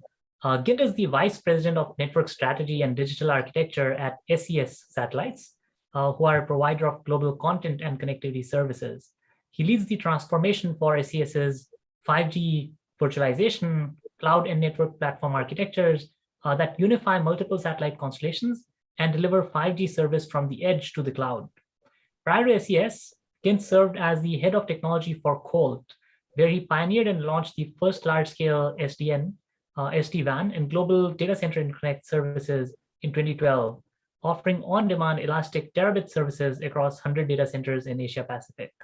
Gint has also worked in the networking, mobile, and emerging media industries over 34 years as a serial entrepreneur and innovator for startups and large service providers, including T-Mobile, NTT, Docomo, AT&T, KDDI, and several others, where he's led the development and first-to-market launch of industry-changing technologies and services.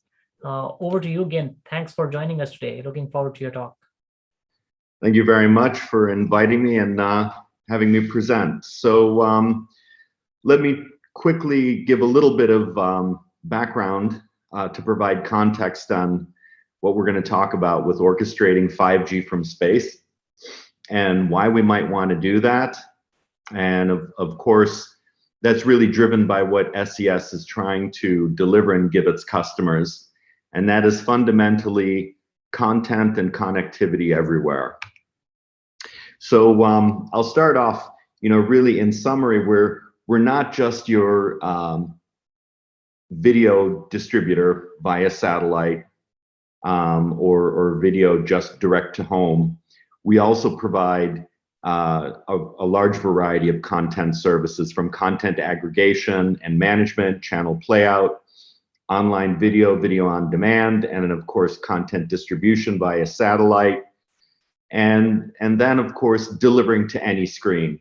So really in the context of delivering video and content anywhere, you can see that we really need to be able to deliver via any mechanism to reach the customer. And of course, that's going to be satellite in so many cases.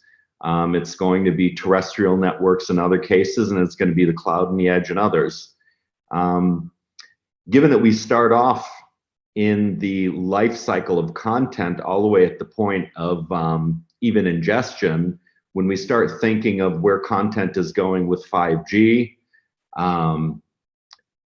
let's take a large-scale entertainment venue, a sports event, where you'll be, of course, recording the sports event in real time. Content's going to be fed into a gaming engine, so you can do three-dimensional playbacks literally moments later, and all of this is going to be via 5G. So satellite is playing a really huge role in that, and our satellite capability has put us in a really unique spot in the content ecosystem to add value and literally deliver content and media all over the place.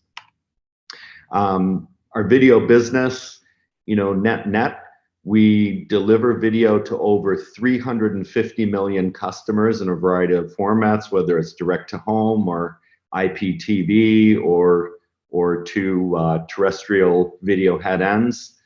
But we do have a very, very large direct to subscriber base. And then of course we have our enterprise video customers as well. So this is a really, really large business. And in addition to that, the other part of our business in terms of capability is really SES networks. And here we're providing the connectivity to anywhere. And we're serving those business-focused markets of telco, cloud, ISP, enterprise, maritime, aero, energy, and government. And so we're there to deliver content and connectivity anywhere it's needed, and especially where there's remote activities, remote businesses, remote communities, or mobile businesses like maritime and aero. So putting those two together, and you start thinking about the use cases, and if we look at 5G, we can really start to see that there's a big need for 5G to facilitate how we tie together our assets, where we source innovations from and integrate them into products and services and deliver them to the market and our customers. And so we have a multi-orbit, multi-band satellite fleet. And what's really unique about that is our services are designed to use any and all of our assets. The idea is to use the best asset to deliver the best customer experience. And it gets awfully complicated. Of course, a really LEO mega constellation is extraordinarily complex, but a multi-constellation network as well adds quite a bit of complexity. So the point of the matter is how do we manage multiple networks, a service provider that's built using multiple network technologies, terrestrial, satellite, various types of satellite technology. And this is really where 5G comes in. It gives you a common control plane and a common management network and a common core network to manage any type of access network to deliver any type of service. A good example of how this all comes together is when we extend well beyond just providing satellite capability and where we mix together multiple constellations like MEO and GEO combined with fiber or other public network services so that we can aggregate content, process the content, distribute the content all the way to the end user or out to the edge. And I like to point out content can be not only the media content that we're used to consuming, but it can be interactive gaming, it can be the gaming content itself, it can be software upgrades. So using a mechanism like broadcast over GEO, GEO is able to reach a gigantic footprint on the planet and deliver to millions or even billions of endpoints. So it's an extremely efficient option to be able to deliver content that can be time shifted and delivered based on demand. And with all of the advances we're getting in content caching and so forth, again, how do we tie all of this together? Content caching capabilities with end user content demand awareness, orchestrating all of that really gets tied together with 5G. So where the content goes, who gets to use it, which network resources are used.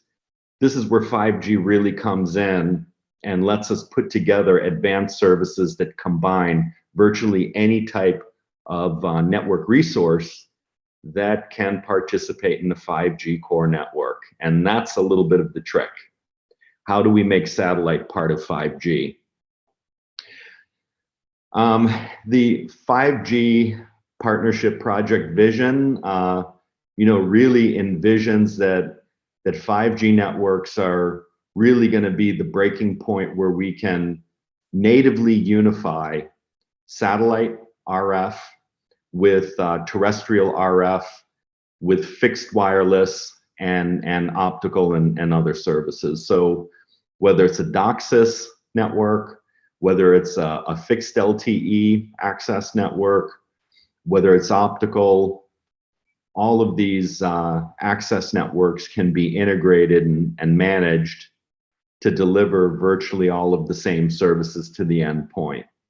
And 5GPP is really looking at all of the different vertical industry applications to take advantage, whether it's in home, the Internet of Things, the smart or connected city, connected individuals that are generating athletic telemetry in their marathon or their other competitive events, and of course, connected transportations, cars, trains, and planes. You can really see that there are some superpowers that satellite offers that are really, really challenging to find elsewhere. For example, reach is definitely the distinctive one. Being able to reach every corner of the planet and being able to do that in a relatively low latency fashion satellite networks, especially at the LEO orbits, they're really able to deliver a very distinctive low latency experience that's difficult to reproduce even on submarine cable networks. So let's go through a couple of examples of projects that SES has been involved with. And this has been going on for the last several years. In the last 3 years, it's been quite intensive. So we've been participating in a few projects like 5G VINI, Sat5G, Satis5, and EdgeSat. And this is where we're trying to really integrate all of the 5G based technology and bring it into SATCOM, and then integrate SATCOM into the 5G network. Quite a few of these projects have gone down. Some really notable examples was Mobile World Congress 2019, where we demonstrated a completely EPC controlled SATCOM network with a satellite RAN network that's all controlled exactly like a mobile terrestrial network. So mobility management, identity management, network admission and control, all of that is being driven by policies from the EPC and enforced by the satellite modem platform. Again, like I pointed out, one of the big things about 5G is the ability to support, to integrate and manage any type of 5G access network, whether it's public or whether it's private. So you could have vehicle to anything type of networks. You could have IoT, you could have LoRaWAN, you could have 4G, 5G. All of these different access networks are able to be integrated with a single 5G core network to provide the control plane. And satellite is a native transport resource, and satellite is able to participate and be part of that native network. So you could go straight from a narrowband IoT terminal straight to a satellite.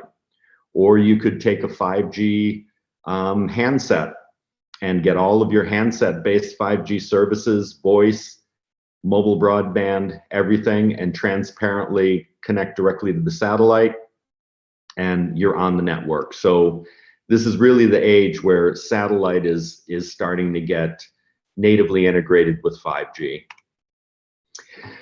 So, you know, maybe a couple of points, like what are we juggling around? What are the pieces that we have on the table, and how are we trying to put everything together? Well, as we see in the best cloud providers, the best digital service providers, and from some of the telcos, we see that there's some really important pieces, some building blocks on how to put together your service platform so that, you know, you have frictionless integration and operations for the customer and with your partners. So self-service portal, big data and analytics, looking at all of your telemetry coming from all of the resources so that you can correlate what's going on, when services are a threat, when you need to update resources and redesign your network. Network intelligence and machine learning, you're going to generate so much big data, you can't be, you're not going to be able to realistically author your fault processing rules anymore inside of a rules engine. These are going to be a bit more dynamic, and you're going to have a lot more telemetry coming in. So we need machine learning to handle that volume, and to have the pattern recognition to associate a pattern of events that humans typically won't catch, and understand that it means an escalating threat or that you're about to cross a critical threshold.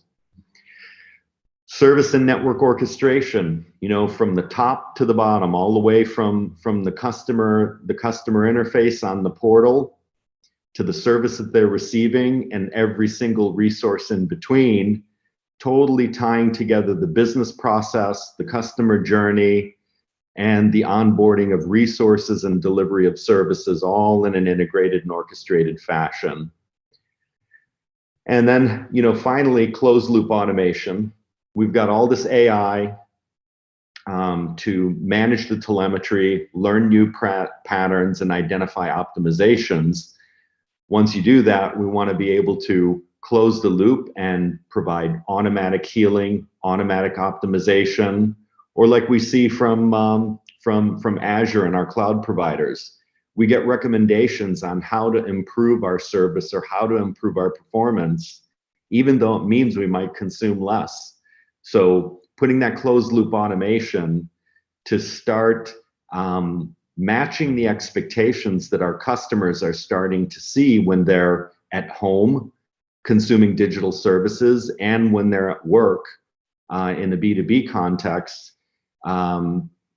They're getting digital experiences from all of these cloud providers, edge providers, mobile providers. Those expectations are all coming to us in the SATCOM world.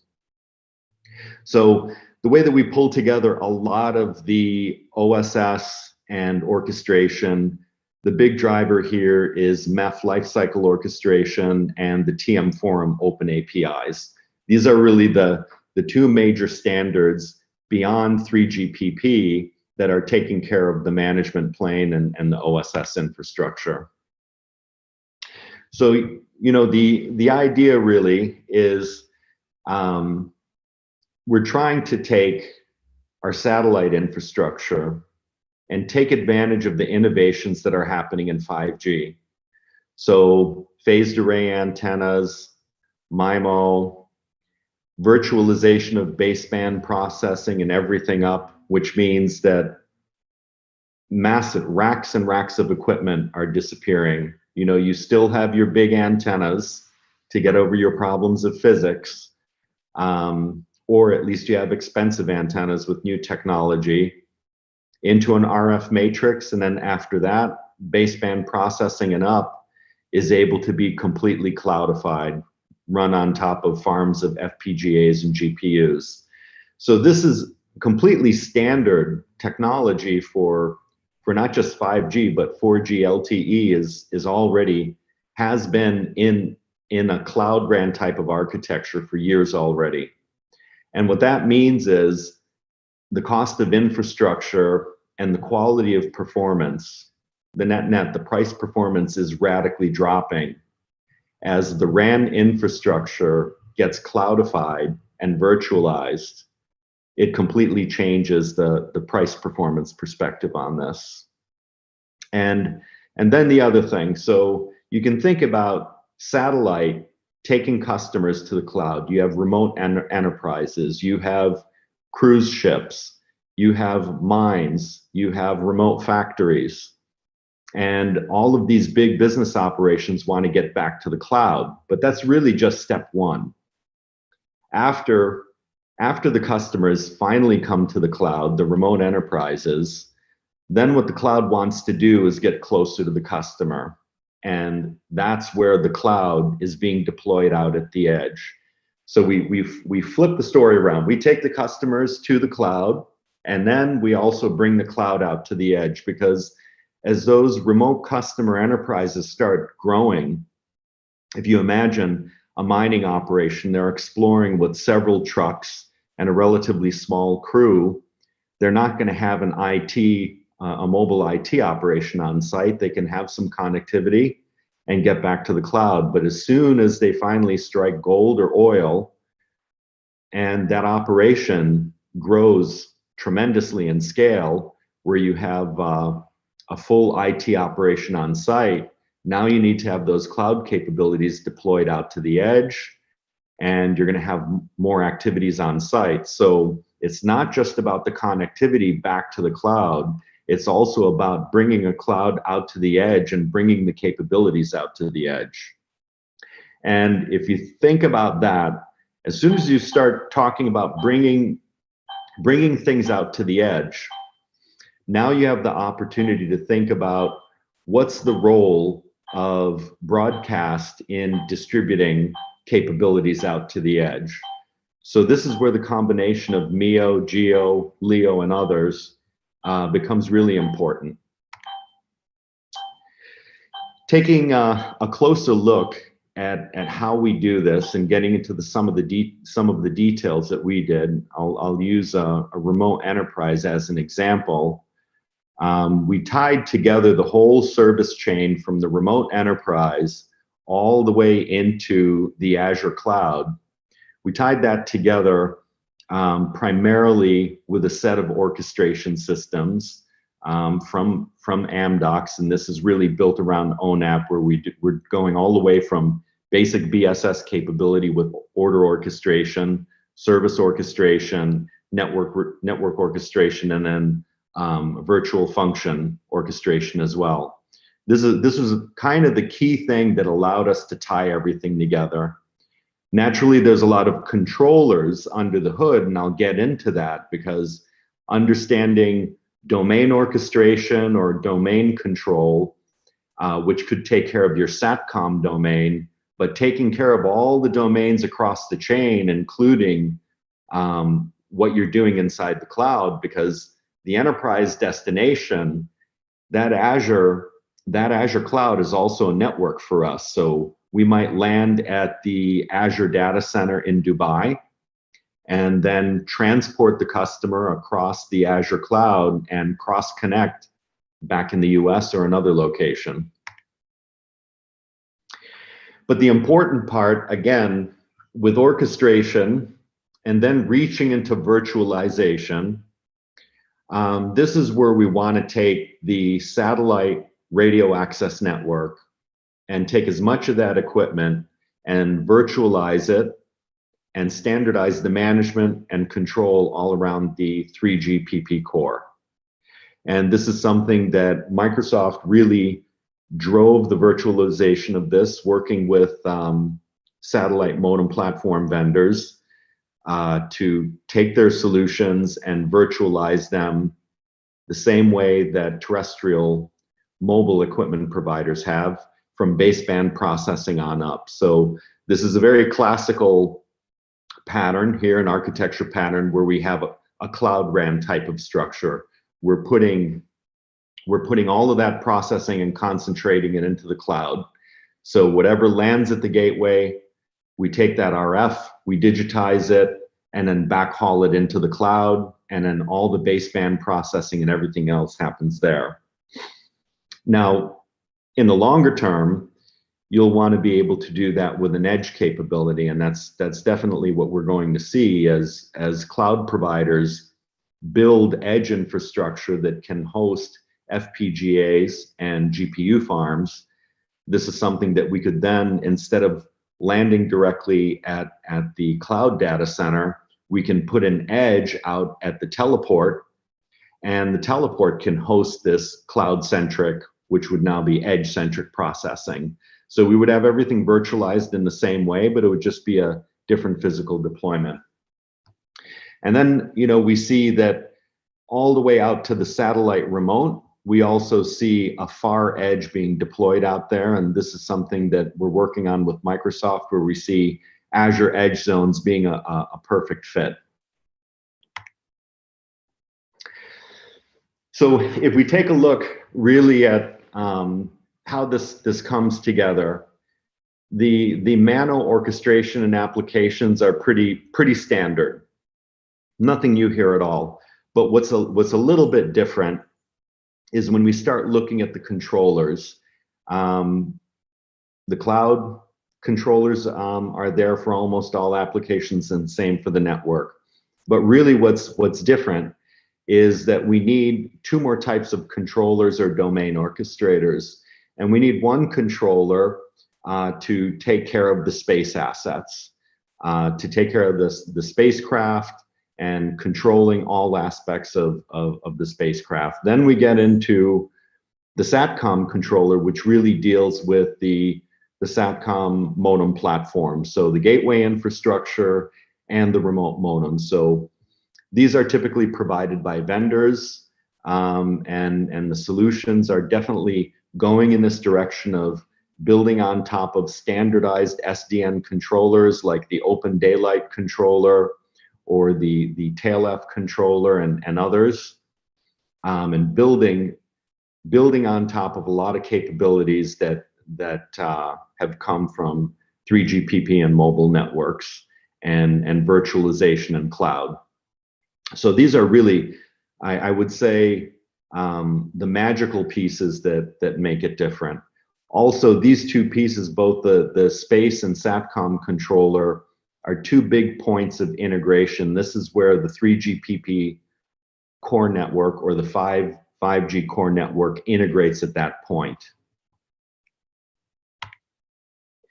So let me go through an example. I've tried to simplify this a little bit, but let's go from order through fulfillment and see how this comes together. Up at the top, I have a box, service and network orchestration, and ARC is really a adaptive resource controller. That's our orchestrator or controller for all things space. So it's going to go out there and it's going to talk to the modem platforms. It's going to plan out everything related to the beams. It's going to plan out handoffs. It's going to do mobility management. So everything related to the space infrastructure and the SATCOM platform, that's all done by what we're calling ARC, our adaptive resource controller. And then we have standard off-the-shelf stuff that I was just touching on previously, coming from ONAP, and that is the Open Network Automation Platform. We're using a commercialized product from Amdocs called Open Service Orchestrator, which is ONAP compliant and comes with a lot of other capabilities. So let's take an order for E-line service from point A to point Z. And we're going to have to see, do we have the coverage? Do we have the capacity and the capability to service that order? And if so, let's go forward with resource reservation. So we go forward, we complete all, we accept the order, we reserve the resources, and then we start going into action to actually activate the resources. And the first resources that we need to activate and configure, of course, are the assets up in space. And then we have to also configure the assets on the ground. So the gateway infrastructure and everything that's needed to support the modem terminal. So we're waiting for that modem terminal to show up, get plugged in. And once it shows up, then we can start provisioning and configuring the overlay services. So we now add a universal CPE, and at this point we have a fully demarked Ethernet services from point A to point Z. And let's imagine that this is a 100 meg service, and the customer is very satisfied with their E-line service. And now what they want is they want a bandwidth upgrade, and they want an SD-WAN service. And maybe they want firewall, maybe they want virtual EPC for to support their mobile backhaul services. But the point is, right now with the UCPE out there, we can cross-sell services. We have the capacity at that UCPE to host additional network functions. So the customer comes in, they ask for the bandwidth upgrade via the portal. And what they get is, they order the bandwidth upgrade and they order the SD-WAN. And now we give them the bandwidth upgrade. The SD-WAN controller comes in, and you can see we spun up, we provisioned and allocated a dedicated SD-WAN service for this customer, again, end to end. And the key thing is what happened. There were no truck rolls. There was nothing. This was completely a quote, soft upgrade, because everything that was asked for is on net and there were resources for it. So we were able to add the SD-WAN virtual network function at each one of those UCPEs, and then everything else was just standard automated network configuration. So that kind of gives us a really fast tour on how we pulled together doing end-to-end service orchestration and where those bits and pieces come together. You know, we have to orchestrate the space assets. We have to orchestrate the SATCOM ground resources, and don't forget all of the rest of the network, which could be SESs, it could be our partners, or it could be our partner's partner, and it can get even worse than that.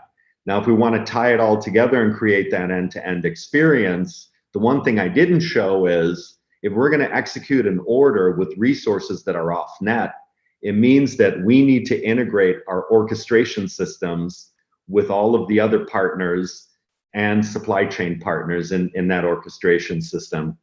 You know, I vastly oversimplified, let's say, the problem of terminal orchestration. I'm talking about customers in remote locations, like in the middle of Africa or in the middle of the ocean, an oil rig. And we need to send them a modem. We need to send them an Ethernet CPE or a universal CPE that has enough horsepower to run virtual functions. So, you know, we have to think, who's going to deliver this? If we want to do an upgrade, are we going to take a helicopter flight or a boat ride out to an oil rig? It gets really expensive. So you have to integrate your supply chain, and you know, there's also supply chain orchestration that has to go on. Which one of our partners has the component that we need to send to the site? Who's going to install it?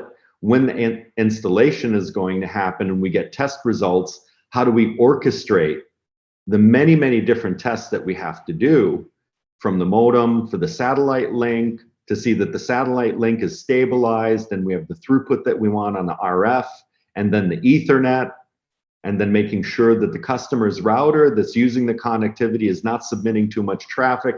The list goes on and on and on. All of that is test orchestration if you want to automate it. So there's quite a few other pieces, but that really represents that chain of the dominant resources that are required to deliver the service, to modify those resources, to upgrade the service, or to launch a new soft service that doesn't require off-net or new physical resources. You know, a lot of these problems we had to do not that much on our own, but quite a bit. And the SATCOM industry, for example, tends to build their own mobility managers. They tend to build their own radio resource controllers. You get a new modem platform, you get new radios, you want to run things as hot as possible. So, you know, you want to make purpose-built code and capability to take advantage of your specific hardware that you're building. But pretty soon you find yourself stranded, because what we don't get to do is take advantage of the advancements in the 5G and the 4G network, because those advancements are at scale. Those components are being sold in the quantities of billions. So the antennas and handsets, quantities of billions. So one of the big things with 5G is the perspective that it's all about business, and it's all about the enterprise, and it's all about the supply chain to fulfill the new customer experiences. And 5G really integrates the innovations and the supply chains and the economies of scale on all of the shared components that are used across that value chain. Taking SATCOM and integrating into it is really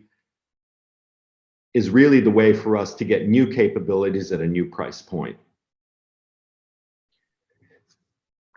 So, how much time do we have left here still? So I think we are over a few minutes. Okay, great. If you can wrap up, that's great. Otherwise, yes. Questions. So there's I'm sure there's going to be a ton of questions here. Sure. Yeah. So that was it. We're finished with the last slide, and those are my basic ones. So thanks for the insightful talk. So I'll warm us up with the question. Meanwhile, audience, please feel free to type out yours. So in terms of you mentioned this mixed orbit design, right? So let's say you have video delivery, like Netflix over-the-top kind of delivery applications for broadband home consumer kind of setting. I'm not sure if you're in that market or not. Do you see a use case where some part of that data, like the initial connection setup, the client's buffer starts streaming the first few chunks of video, that goes through medium Earth orbit, and the rest then goes through GEO? So basically separating out latency versus bandwidth at this fine scale, or is it much more coarse-grained?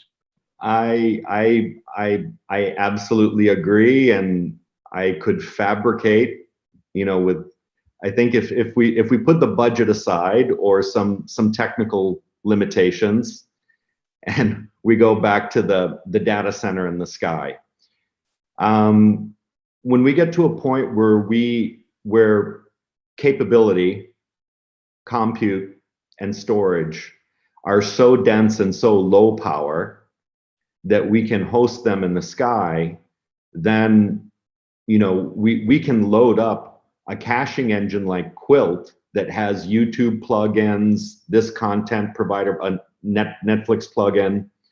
So absolutely, that's definitely the case. But if you sort of think about where you're going to put your TiVo function, where you're going to put your caching function, for extremely popular content, remember, so maybe not the stuff that's getting 1 million hits on YouTube or 500,000 hits on YouTube, but think about the really, really hot stuff on Netflix. You would probably want to consider broadcasting content that's in very high demand, time shift it ahead of the demand curve, and broadcast it to content caches that are closer to the user. Now, I'm shifting away from the remote enterprise and the isolated communities that have no infrastructure, and I'm putting us sort of back into the unified 5G network that could be in the high density city and all the way out to the suburbs. And this is where, until our terminals and antennas prices come down for active array antennas, GEO, we point GEO, we have a 50 euro antenna, 100 or 200 in kit. You point it, anyone can learn how to install it. We can put this type of inexpensive content broadcasting solution at any place you want to have a cache. So this is one thing that I think we have to re-examine, is if we can accurately forecast demand geospatially, then it means we can start to make a distribution plan to broadcast it to as many points as possible.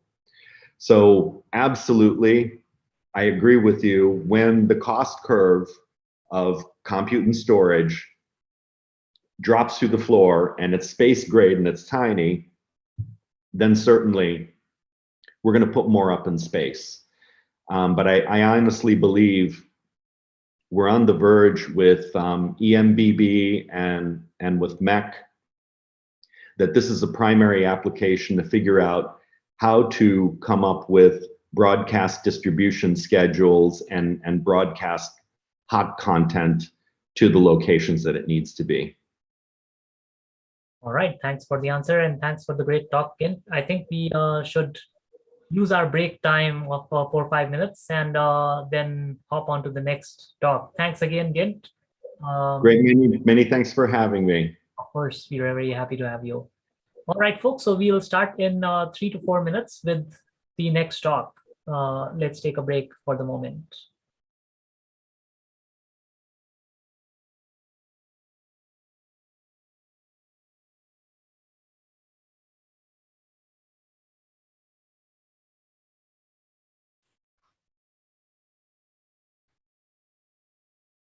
Hey, Giacomo, are you there? I'm here.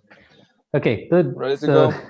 Yes, absolutely. So if you want to test, like share your screen and be ready, you can do that. And we start in another 2-3 minutes. Right. Let me do just that.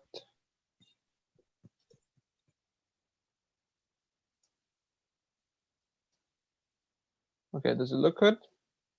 Yes. Perfect. All right.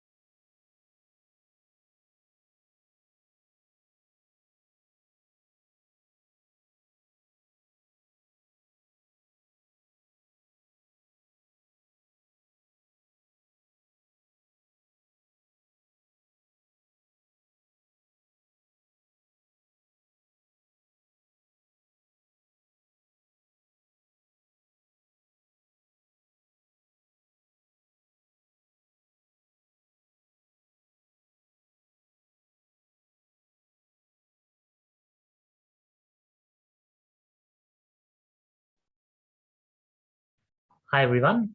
Welcome back. Our next speaker is Giacomo Giuliari from ETH Zurich. He's a third-year PhD student in the network security group here, and he works on designing and analyzing systems to increase the security and performance of internet communications, with a special interest in satellite networks. With that, take it away, Giacomo, all yours. Thanks for joining us. Thanks a lot for the introduction, Ankit. Hello, everyone, and welcome to my presentation. Let me say that it's really exciting to be part of LEOCONN and to see the interest of both industry and academia around the performance and applications of low Earth orbit satellite networks. However, as you see from the title of my talk, today I will try to take a different perspective on these networks. After all, I am a PhD student at the Network Security Group. Together with my amazing collaborators, Tommaso, Adrian, and Ankit, we devised the Icarus attack on low Earth orbit satellite networks. And this is to serve as a cautionary tale on the deployments of these networks. And we hope to convince you that the security and availability of these networks is an important and still open problem in some cases. Now, let me start with a recap of what we've seen across the many other talks during this conference, and especially in DevOpam's talk, that are also very relevant for the story on attacks and defenses that I'm going to present. The excitement around low Earth orbit satellite networks is obviously very high at the moment. And as you see from these news articles, even in their current configuration, in which they're only partially deployed with no inter-satellite links, the performance of these networks is extremely appealing, especially because they bring broadband access to rural areas. Now, there are two main takeaways I would like you to remember from this slide. The first is that the rates at which these terminals can communicate are already very competitive and very high broadband rates. The second is that the number of terminals and therefore of connected user devices is going to be huge. 5 million terminals are expected to be deployed in the United States alone. So this is all great, but if you're a security-minded person, you already start to notice that there might be some trouble ahead. Now, the great properties of low Earth orbit satellite networks are given by the peculiar structure. In the figure here, we can see how these networks operate today. So static and mobile terrestrial terminals are connected to each other as long as they are in the footprint of a single satellite. Each of these satellites can relay up to 4 gigabits per second as an uplink or a downlink, and this is the way we model this uplink. Of course, as the satellites move, the stations on the ground need to change the satellite they're connected to. In the near future, however, these laser links will be added to connect the satellites, and we've heard from Minarik. These links will have a higher capacity of 20 gigabit per second or 10 gigabit per second, as we've seen in the previous presentation. And each satellite will be then connected to 4 other satellites, for example, 2 in the same orbit and 2 in the orbits across. These ASLs are the key innovation that brings low latency to low Earth orbit satellite networks. In fact, the speed of light in vacuum is faster than in fiber, yielding almost a 50% improvement over fiber. And moreover, the path over ISLs is straighter than fibers, and Debopam had some great animations about that. So these characteristics make these networks particularly interesting for a number of new and exciting applications. And these applications are not just the connectivity to remote areas. They can be, for example, cloud gaming, fintech, remote augmented reality, and so on. And what's important to notice here for the rest of our talk is that these users that are targeted by these cutting edge applications are likely connected to the terrestrial network as well, but they choose to use the satellite network because of its greater performance in terms of latency. Now, in this presentation, we will therefore look at the satellite network as an enabler of high-end applications and not just as a way to connect rural areas. In this area of research, one of my first works was to analyze what would happen with a closer integration of satellite networks with the terrestrial internet. And to push the boundaries of what satellite networks can do, assuming they will, as Elon Musk put in 2015, carry the majority of long-distance internet traffic. So we sort of analyze the opportunities and challenges of the integration of LSNs into the terrestrial internet in the 2 papers that you can see on the slide now.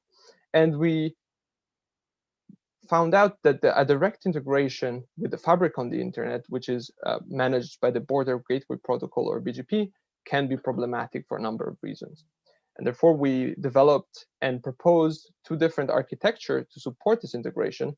The first one based on the CYAN next generation internet architecture, which is being developed at the Network Security Group, and this would be the optimal scenario. But we also devised a ready-to-deploy CDN-like architecture that can bring great benefits and can be directly integrated in today's internet. However, today I want to focus on another piece of work we did, and starting from the observation that the revolutionary properties of LEO satellite networks have attracted a lot of attention from both industry and academia, as we said before, for good reason. But this interest may be shared also by malicious entities. So the question we're trying to answer with this talk is, how can a malicious party disrupt communication over a low Earth orbit satellite network? And this is part of a work that will appear soon at Usenix ATC. Now, to better understand the possible threats to a LEO satellite network, we devised the Icarus attack. The goal of Icarus is to disrupt communication of hosts over the satellite network. We do not consider attacks that are already known, such as jamming attacks on uplinks and downlinks, or attacks on the weak or inexisting encryption, which you will probably hear about in the next presentation by James Bevore. Now, we are instead interested in exploring which attacks are opened by the very innovation of these networks. We will thus talk about attacks that hamper ISL connectivity, showing how an adversary can block the communication between two terminals as in the figure. This particular example with this particular target link will be carried throughout the presentation. So the starting point for our exploration on attacks on intersatellite links is the core melt attack. While traditional distributed denial of service attacks target a server directly, flooding it with packets and exhausting its resources, core melt targets the network infrastructure, congesting the links leading to the server. This is achieved by having compromised hosts, normally called bots, communicate with each other on a path that crosses the target link. This communication is therefore completely undistinguishable from legitimate users, and therefore core melt is really difficult to detect. To an external server, there is no victim. There is no server being attacked. There's just a congestion on a link. Therefore, we asked ourselves, can core melt be applied to LEO satellite networks? And throughout our exploration, we discovered that LEO satellite networks have three peculiar characteristics that make them particularly susceptible to this type of attack. The first is that LSNs are white box networks. That is to say, the satellite positions and the satellite designs have to be made public. In SpaceX's case, this information must be filed to the FCC. Moreover, this knowledge is sufficient to compute the position of satellites and links in advance, as you can see in the animation on the left. And this is thanks to the precision of orbital mechanics. Therefore, the apparent complexity of attacking a moving mesh network is drastically reduced by considering static snapshots of the topology that can be computed in advance. And finally, the routing policy of the satellite network can be discovered. We make this assumption based on the observation that using latency measurements and the topology knowledge, the adversary can discover the forwarding paths over the satellite network. So we start by considering Icarus attacks on a constellation that uses only single shortest path routing between ground stations. This is a simplifying assumption, as a constellation may use load balancing over multiple paths. However, this is also the optimal case from a performance standpoint, as shortest paths are obviously the lowest latency paths. Later in the presentation, however, we will relax this assumption and consider low Earth orbit satellite networks that adopt multipath routing and load balancing. The second challenge and characteristic of LSNs is that they are accessible from all over the planet. This means that the attacks can be scattered over wide areas. Moreover, as we saw before, millions of terminals will be available for compromise. Recall that SpaceX requested the deployment of 5 million terminals in the US alone. Further, each satellite is an entry point to the network to which the adversary can connect. With this high number of entry points and knowledge of the network topology, the adversary can then therefore carefully plan the attack. Finally, since all terminals need to be equipped with self-locating functionality to acquire the satellite signal, we can safely assume that the adversary also knows the location of its bots. Third and final, and perhaps most important, satellite networks will be more expensive than terrestrial networks. At least initially, the cost of sending traffic over the satellite network will be higher. Customers will nevertheless choose to use them because they can offer low latency and bounded jitter, as we were saying before. For an attack to succeed, then, a full disconnection of the network is not necessary. If the adversary manages to deteriorate the latency of the low Earth orbit satellite network enough to make it higher than the alternative terrestrial path, the users of the satellite network will revert to the terrestrial network. Because if they can pay less for the same performance, why not? Of course, we are now considering the applications we're targeting at the beginning, such as fintech or cloud gaming, in which the user is also connected to terrestrial internet. Single-homed users in remote areas will have no choice anyways, so they're less affected by this type of attack. The adversary then only needs to create sufficient congestion on a target link, thus adding buffering delay to satellites. And even if there is a combinatorically high number of paths between two satellites over the satellite network, the adversary can be successful by moderately congesting just an ISL on the forwarding path. Now, we have seen so far that LSNs have particular characteristics that make them susceptible to Cormel type attacks. In the rest of the presentation, I will present the Icarus attack in more detail, showing its operation in the case of the LSN using shortest path routing. I will then show how the same attack can be used to disconnect not only two hosts, but entire regions, making for a much more powerful attack. I will then relax the assumption on shortest path routing, describing how Icarus can be employed in a probabilistic fashion to attack LSNs that use randomized load balancing.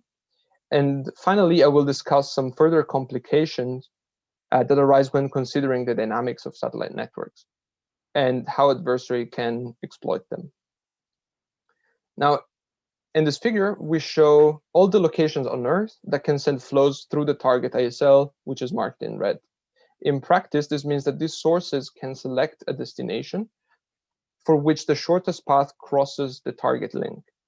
The adversary can then compute such source destination pairs using the public knowledge of the satellite topology and have them send traffic over the target link. Similarly to Cormel, then, this attack is difficult to detect because the attack sources are sending what looks like legitimate traffic. To quantitatively evaluate the effectiveness of the attack, we introduce two metrics. The first is attack cost. That is to say, the amount of bandwidth that the attacker has to send to successfully congest a target. And it's important to notice that this is different from the bandwidth that actually reaches the target for two reasons. The first is that there may be self-congestion, preventing the attack traffic from reaching the target with high enough rates.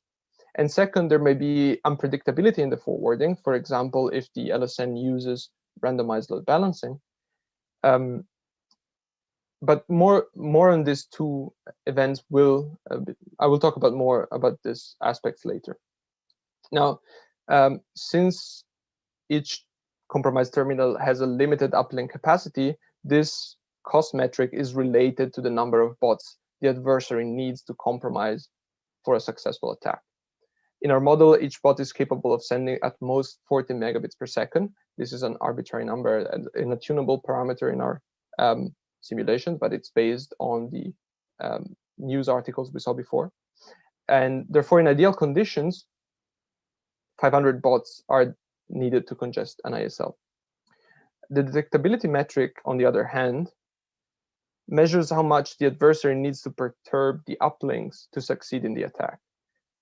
This is captured by the maximum bandwidth increase on an uplink that the adversary creates. Therefore, if an attack completely fills an uplink with attack traffic, the detectability is 1. Of course, the lower these attack metrics, the more effective the attack will be. Now, the adversary needs to optimize cost and detectability, as we saw. In the figure now, we can see a cost-optimal attack, in which the adversary sends exactly the bandwidth necessary to congest the target and not more. However, the uplinks that are used here are being filled with attack traffic, and the detectability is high. Another way to carry out the attack is to optimize detectability. In the lower figure, the adversary decides to spread out the traffic sources, and the cost is therefore a bit higher, but the attack bandwidth is spread across many different sources, and the maximum increase in bandwidth on each uplink is minimal. Attacks are not always successful, fortunately. Here we see how one of the attacks could fail. The shortest path to the target ISL, which is marked by the red X, converges too rapidly and congests a link ahead of the target. Therefore, the adversary is not able to force enough traffic on the target link, making the attack fail. Now, even considering the problem of self-congestion, however, the Icarus attack is overwhelmingly successful in the single shortest path case.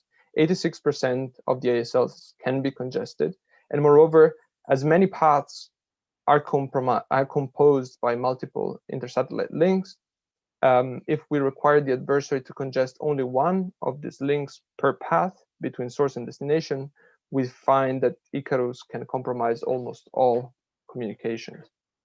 On the left, you can see this effect, and the green ISLs are the ones that can be congested in both directions, and the figure is overwhelmingly green.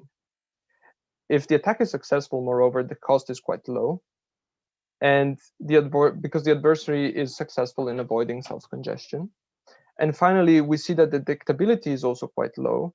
The median detectability for these attacks is just 1/8 of an uplink's bandwidth, which means around 12 or 13 bots in our model. And remember that this is the most used uplink. Other uplinks have less bots on them.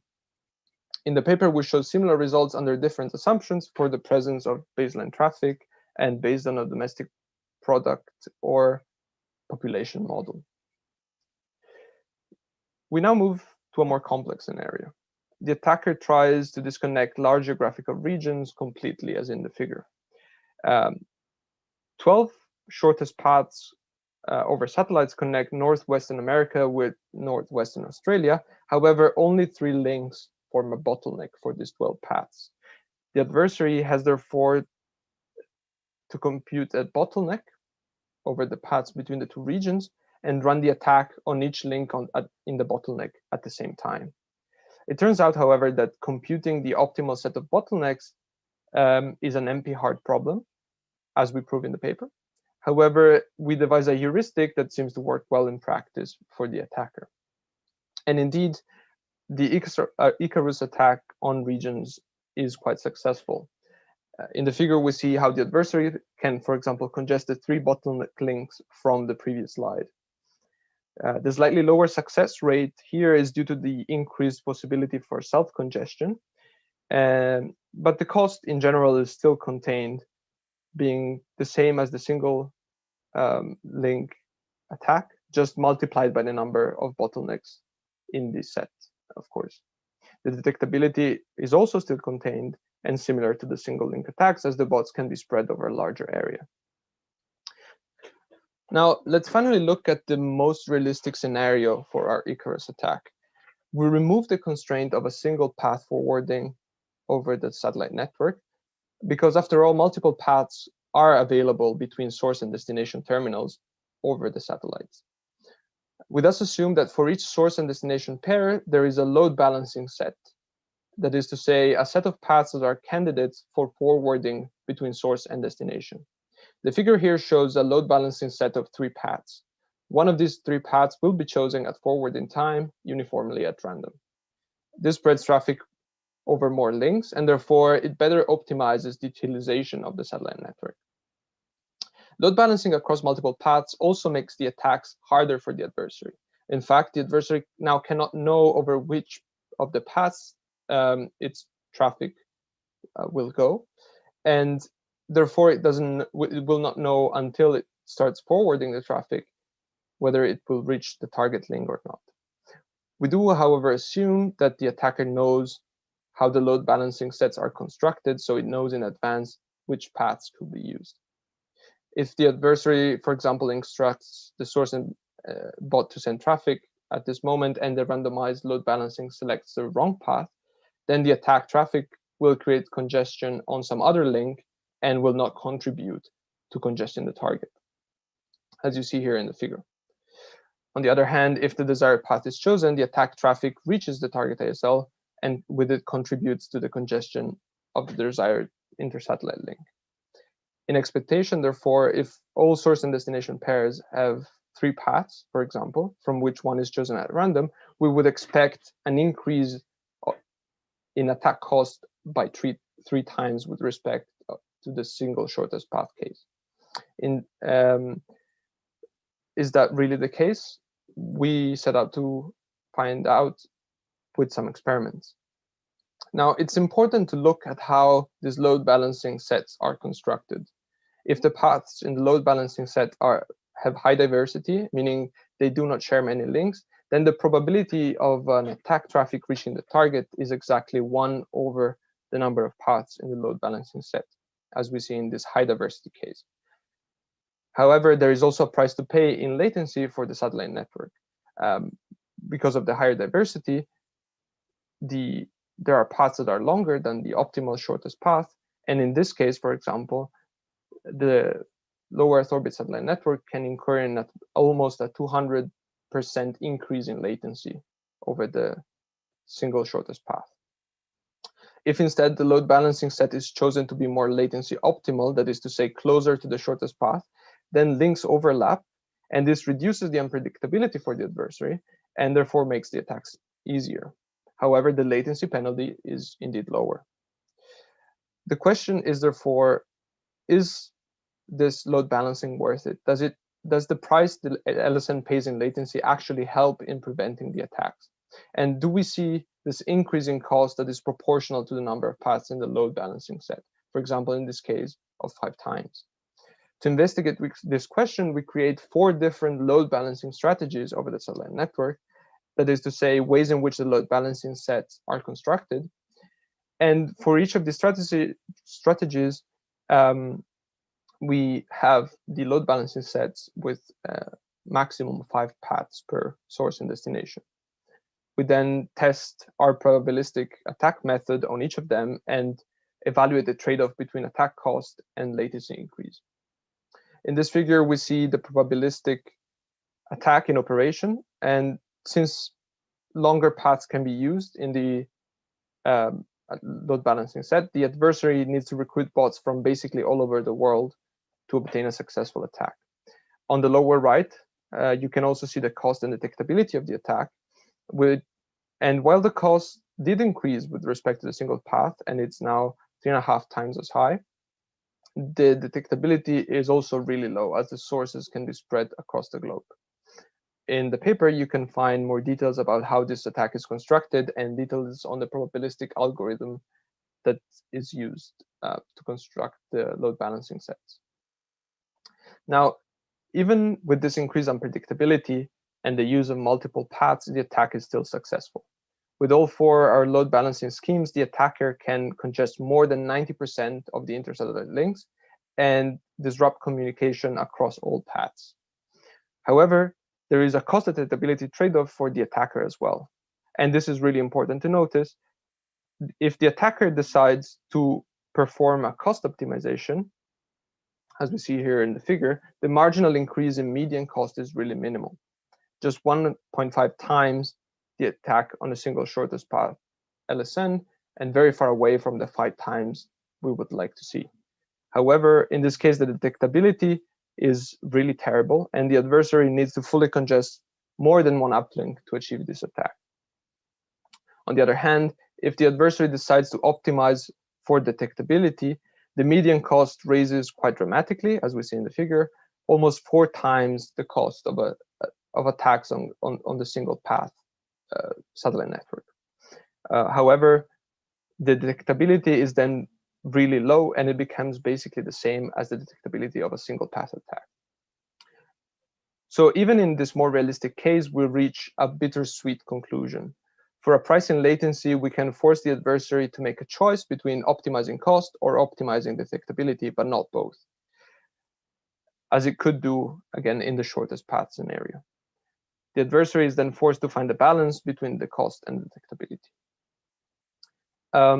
Now, let me very quickly conclude the overview of the attacks we discovered by presenting 2 other scenarios that may worsen the effects of attacks on satellite networks and that are caused by the dynamics of the moving satellites. The first case is load surges. As the satellites move, the ISLs may reach a position in which they are on a very busy route connecting very important centers. Because of this, an almost empty ISL can suddenly see a sharp increase in utilization. In the figure here, we have on the x-axis the ISL link, the time, and on the y-axis the ISL link load. The 2 lines represent the load on 2 different ISLs, and we can see that there are sharp jumps of over 3 gigabit per second. Now, future work will be needed to verify that these sharp increases and decreases in link bandwidth actually have an effect on congestion and therefore latency. And something like what Debutpan presented before, the Hypatia simulator, would be perfect for this. The second way dynamics can make attacks worse is by creating a possibility for what we call pulsing attacks. So we've seen that load balancing sets have different path latency, And as you see in the figure, this latency difference can be quite high as 200%, as we saw before. The shortest path in red is much shorter than the longest blue paths. In this case, the adversary can start sending over the longer path and after a while switch to the shorter path. However, as we see in this animation, which we'll play again, the two flows will reach the target ASL at the same time. If the adversary times the attack correctly, this technique can effectively double the sending rate of a bot.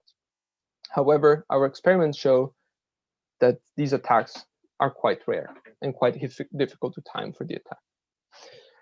Now, finally, let me finish this presentation by giving a little hope and discuss possible mitigations. As we've seen for core melt, traditional mitigations cannot stop the Icarus attack.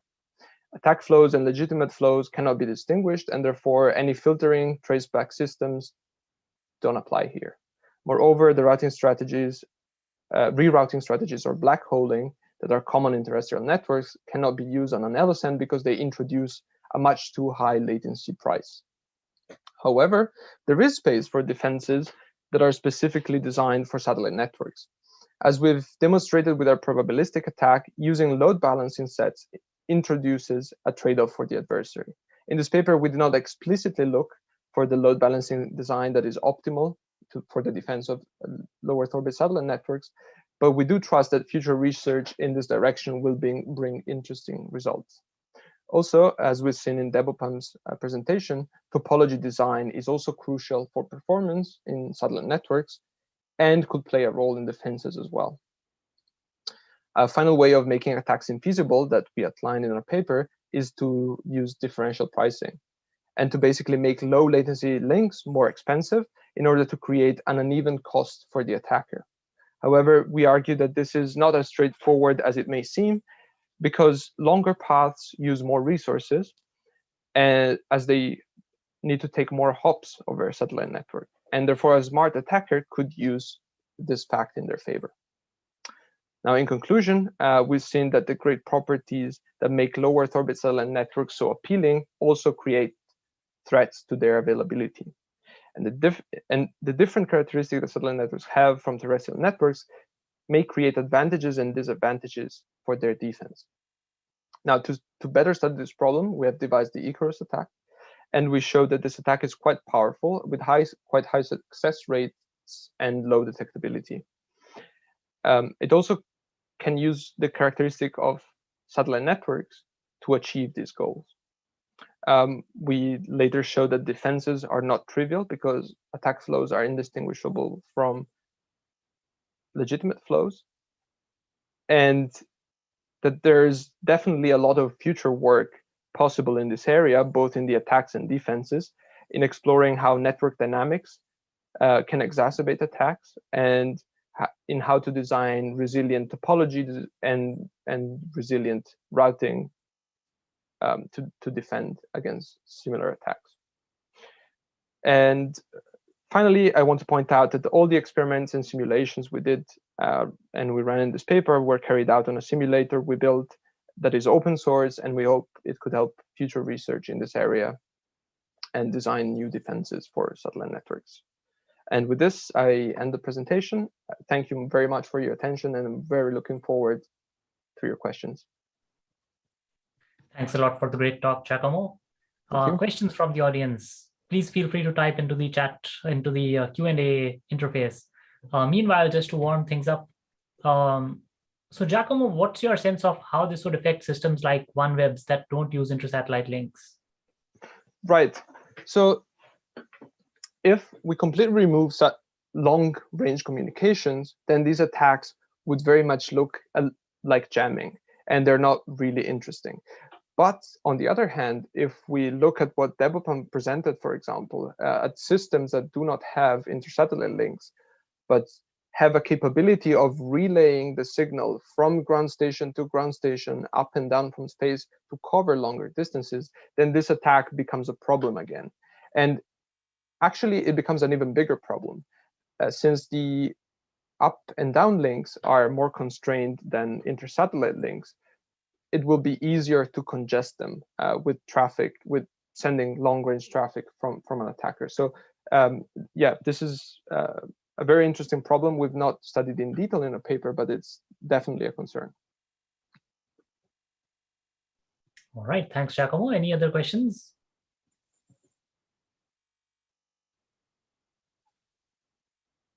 All right, in that case, let's thank Giacomo again. Thanks for the great talk. Thank you very much for having me.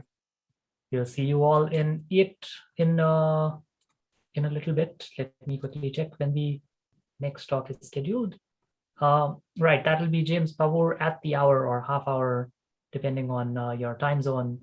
So we have about 12 minutes to go. After the break, see you again. Thanks, folks.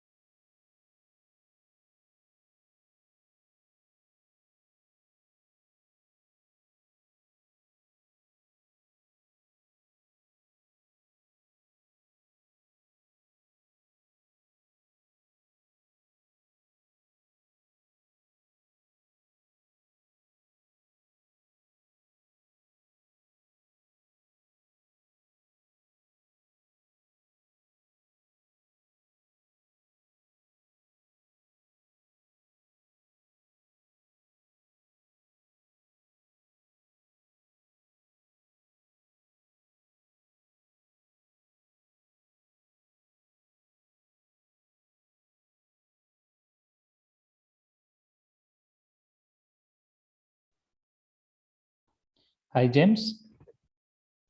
Hey.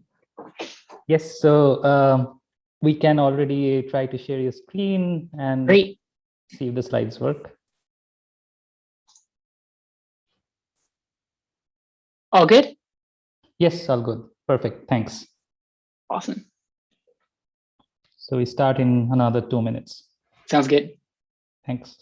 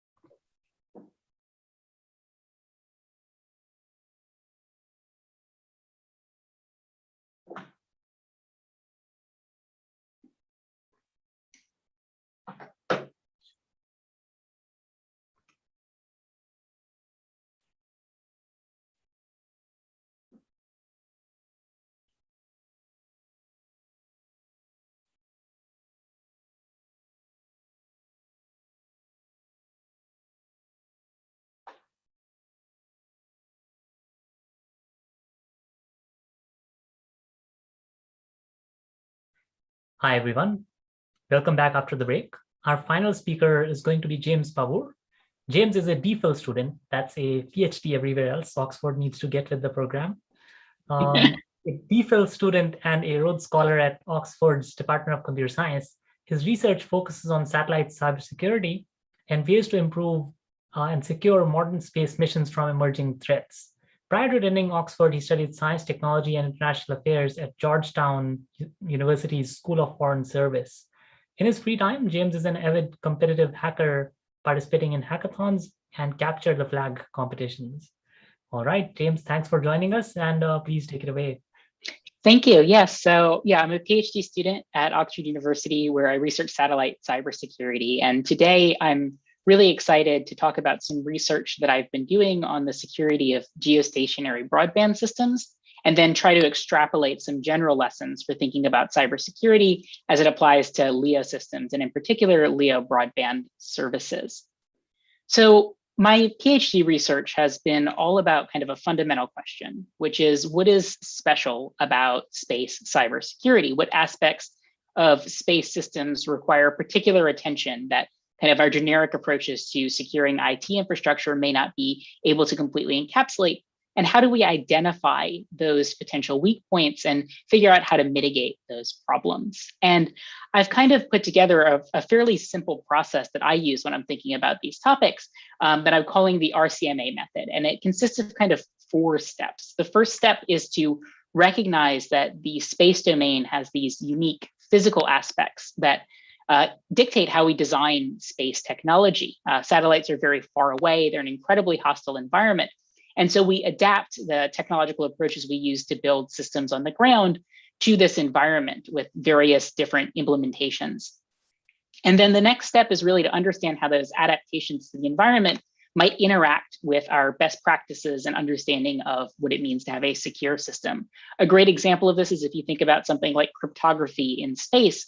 The space environment has a lot more radiation, which can lead to bit flip errors and cause issues with data integrity. And when you're dealing with something like encryption and your keys could be potentially corrupted by the environment, it becomes much harder to build a reliable crypto system without adapting that technology for the environmental context. And so when we look at those connections, we can start to understand why cybersecurity in space might have some interesting aspects.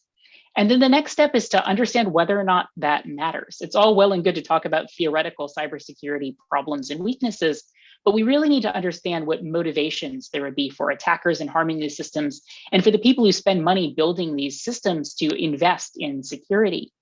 And then finally, once we have a story about why we might care about patching these vulnerabilities or dealing with these issues, we need to figure out if we can adapt existing understanding of security practices to the space domain. It's never a great idea, especially when you're talking about cybersecurity, to completely reinvent the wheel, especially if there's something someone else has done that's fit for purpose with minor adaptations in the space domain.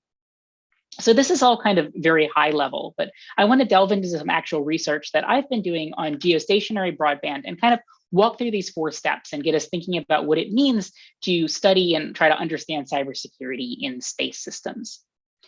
So there are a couple of physical properties related to the operation of geostationary broadband that are really interesting to me as a potential cyber attacker.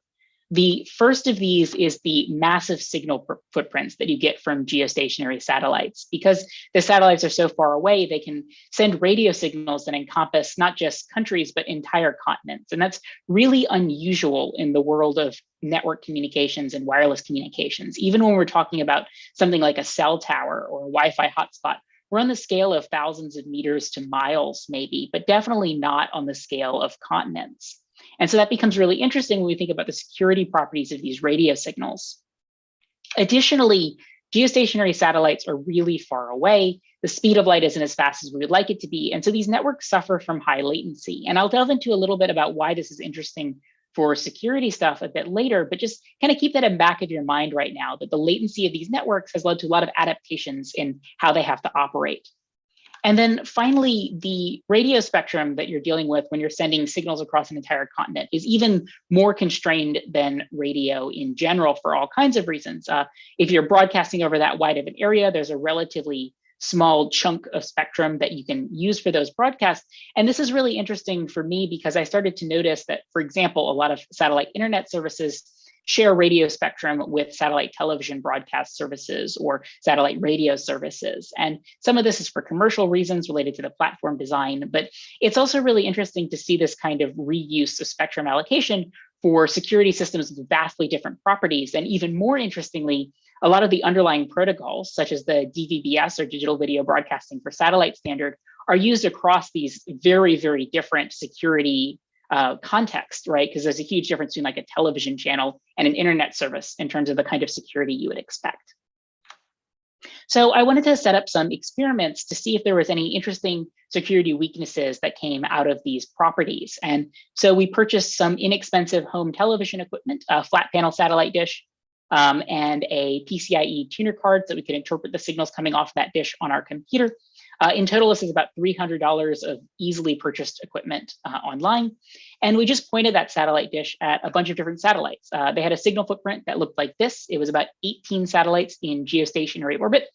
And we tried to listen and see what we could find in these broadcasts across the range of the KU band of the spectrum.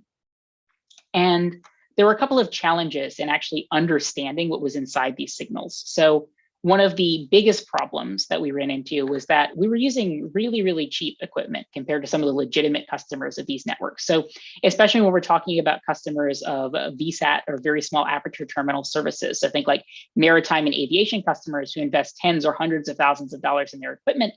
Our equipment struggled to keep up with some properties of these networks, in particular complex modulation and encoding schemes was resulting in packet loss.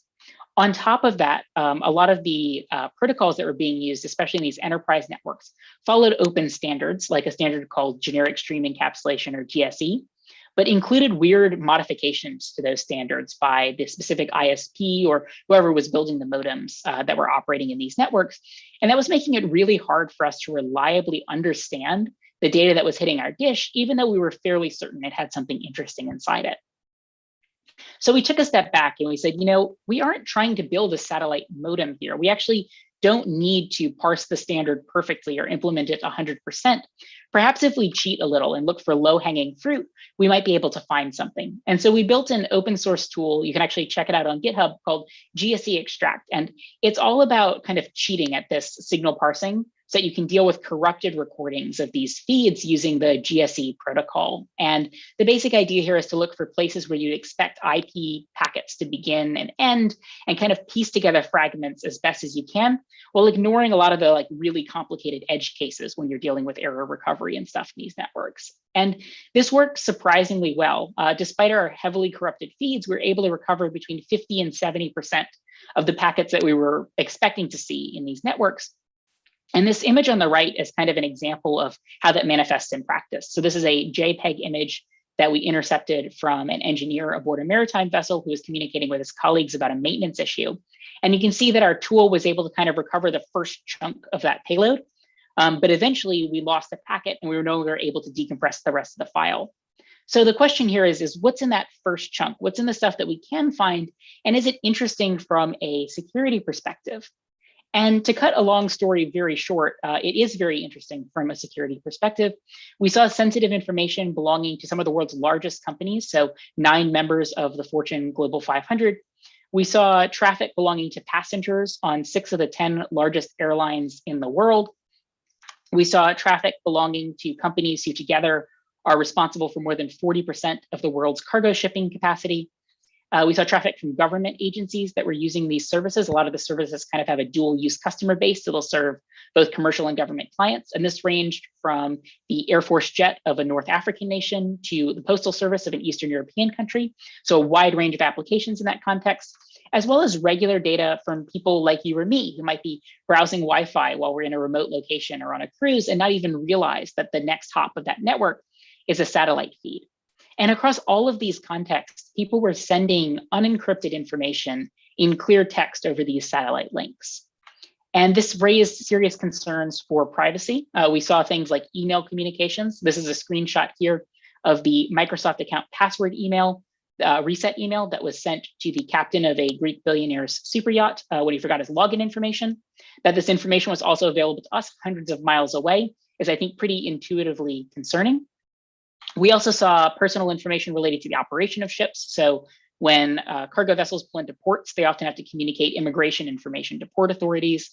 And one port authority was using an insecure HTTP API for transmitting these documents back and forth. So we're able to see all the passport and date of birth information for every member of that cargo vessel's crew, which is obviously quite concerning. In a more operational technology context, we saw really interesting stuff from infrastructure systems. So a lot of wind turbines make use of satellite feeds to maintain connectivity. These were routable over public IP addresses, so you could just navigate to them in a web browser. But if you also had access to the traffic captures that we were getting from these satellite radio recordings, you could get the username and password to potentially log into these systems. Now, I didn't try logging into any of these electrical grid systems, so I don't know if there's like a second layer of protection behind this. I have no idea what level of authority those credentials had, but I think it's intuitively concerning that I was able to see that information at all. We also saw information in a maritime context. So a lot of ships will operate these devices called ECDIS, or electronic chart display and information systems, which are like GPS nav systems for boats. And they tell boats where it's safe and legal to navigate in the oceans. And these charts are often updated via insecure FTP file shares on the vessel. And these FTP file shares have a public IP address, and the login credentials for them are being sent in clear text over the satellite feed. So it'd be fairly easy to either delete nautical charts from one of these terminals or to upload potentially malicious charts, depending on whether or not those charts are signed on the actual ECDIS terminal, which depends on the device being used. We also saw the aviation context, which is a really interesting growth area for satellite broadband for in-flight Wi-Fi services. And we saw that these feeds were being used along with unencrypted applications to send information relevant to kind of operations. So there are devices that you keep in the cockpit called electronic flight bags that provide information about like the maintenance status of the airplane and weather conditions and routing and stuff like that. And this was being leaked by one major Chinese airline in clear text via an insecure HTTP REST API. We also saw information from a really neat little device called a femtocell, which is basically a miniature cell tower that they put onto airplanes. And it allows you to use your cell phone on the plane as if you were on the ground. And to a customer using one of these devices, they may not even know that they're connected to a network on the plane, right? They could have forgotten to put their plane into airplane mode, and they would have just connected to the cell tower, essentially. But the back end of these feeds is being sent unencrypted over these satellite links. And so we were able to see information like this negative coronavirus test result that a passenger received on their transatlantic flight, broadcast over an entire continent from these geostationary footprints. So as we were doing this research, there's an obvious question that built up when we're thinking about, because we care about protecting people from cybersecurity vulnerabilities. And it was, why is this happening? What could possibly be causing this? It's hardly news to say that wireless signals should be encrypted. This is something that's well known within the cybersecurity community, and I think quite a bit beyond that community as well. But yet all of these networks from some very large organizations were leaking information in clear text over these massive coverage areas. And it boiled down to some physical dynamics. So remember how I mentioned that there's a lot of latency in these geolinks. Space is far away, the speed of light isn't as fast as we would like it to be. That latency creates problems for certain routing protocols like TCP, which has a three-way handshake to start conversations. And each of those steps of the handshake has to go over the satellite feed, and it takes a really long time if you implement it kind of naively. And so what satellite internet service providers have done is really innovative. They've built these middle boxes called performance enhancing proxies that try to optimize TCP connections by selectively sending only critical packets across the satellite feed and then spoofing responses to the others. So from a security perspective, the internet service provider is operating as sort of a benevolent man-in-the-middle attacker on your satellite networks. And this is great for performance, but it ends up running into trouble if a customer decides they want to encrypt their traffic using something like a VPN, because they end up hiding that key TCP information from the internet service provider, and the internet service provider no longer knows which packets to optimize. So from a customer's perspective, they enable their corporate VPN, all of a sudden their internet gets really slow. And there are all kinds of different ways that we could think about fixing this. For one, we could tell the internet service providers they need to encrypt their traffic. But they often don't see that as a legal obligation that they have, or they say it's up to the customer to decide what level of security they need.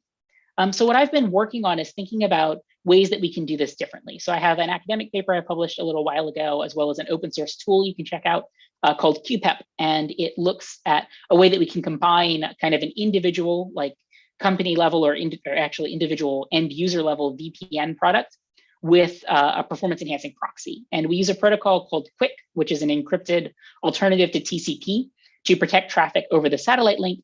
And then we optimize those TCP sessions on either end, more or less the same way that a traditional performance enhancing proxy would do. And this approach works quite well in practice. We were able to send especially very small files very quickly. So the sort of files that you would see if you were visiting a website and you were downloading like some CSS and some JavaScript and some images and stuff like that. Our tool is really good at optimizing that kind of traffic due to some specific properties of the QUIC protocol that I'm not going to get too much into now, but they relate to its ability to multiplex and handle concurrent streams and stuff like that. And this ends up being really beneficial. We end up reducing the amount of time it takes to load web pages pretty dramatically compared to traditional VPN encryption, like using something like OpenVPN. But it also ends up being faster than unencrypted performance enhancing proxies that use techniques like TCP HIBLA for their optimization layer. And this relates to the benefits of using the QUIC protocol for that kind of intermediary hop. I can show graphs all day, but I think the most communicative thing here is actually a video. So on the left here, you have a traditional VPN, OpenVPN.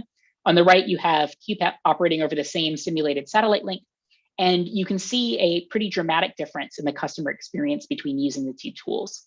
And this kind of delves into the underlying question that we need to answer when we're thinking about offering security solutions to space systems, which is to think about why a customer is using that system and how we can make security as invisible and seamless as possible. Because history has shown us, especially in the space context, that when you're choosing between security and performance or security and cost and performance often win. And as people who are passionate about cybersecurity in space or designing robust space networks, I think it's really important to come up with ways to keep those cost and performance advantages as big as possible, while also recognizing that space has some unique security challenges that we can try to solve with careful adaptation of existing techniques.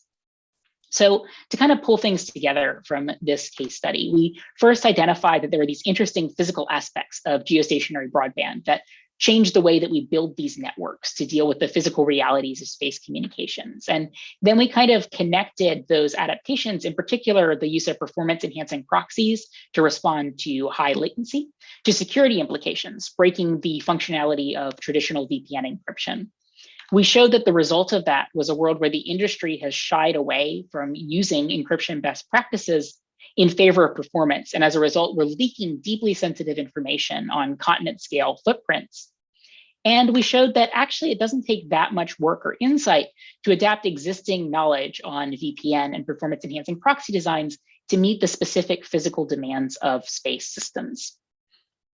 So if we take a step back from kind of the VSAT context for a second and start thinking about low Earth orbit and next generation satellite networks, what can we do that might help us apply this process in that context? So I'm going to talk about some theoretical stuff. It actually turns out that people in this conference had a lot of the same ideas I had, which is really exciting to see that people have been pushing this a bit further. But I want to give kind of a high level walkthrough of that 4-step process when we're thinking about low Earth orbiting networks. So there are a couple of properties that to me are immediately interesting when we think about low Earth orbiting networks and security. The first is this idea that the satellites are inherently mobile, right? That you've got your like 8-minute horizon window or whatever, when you can see a satellite before it's gone, it's beyond the horizon and you can't necessarily talk to it directly.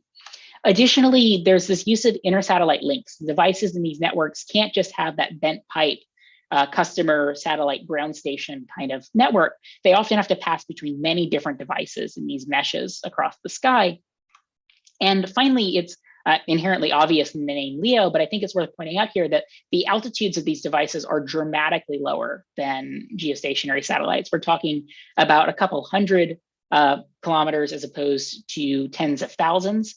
And that difference can be really important when we start thinking about attack scenarios. So if we delve a little bit deeper into connecting these aspects with security properties, we can see a couple of things that come to mind. One is that when these satellites are beyond the horizon, because they have these very mobile footprints, there are these periods where your satellite may be orphaned, at least in terms of direct sight, from your ground stations. This is particularly relevant when we're talking about smaller constellations or like imaging networks and stuff. But there may be long periods of time where your satellite is over foreign territory and you now have no direct way to talk to it or no direct visibility into what it's doing. Additionally, when we think about inter-satellite links, one of the topics that was already brought up today is this idea that inter-satellite links are really powerful for routing traffic. But if certain links fail or become saturated, the behavior of the network may be much less predictable than what happens if, for example, a geostationary link starts to be saturated. And the correct responses to that process can be much more difficult to figure out as well. Additionally, when we're at lower altitudes, we're more susceptible to radio interference. You need less power to get interfering signals into the antennas on these satellites than if they're in geostationary orbit.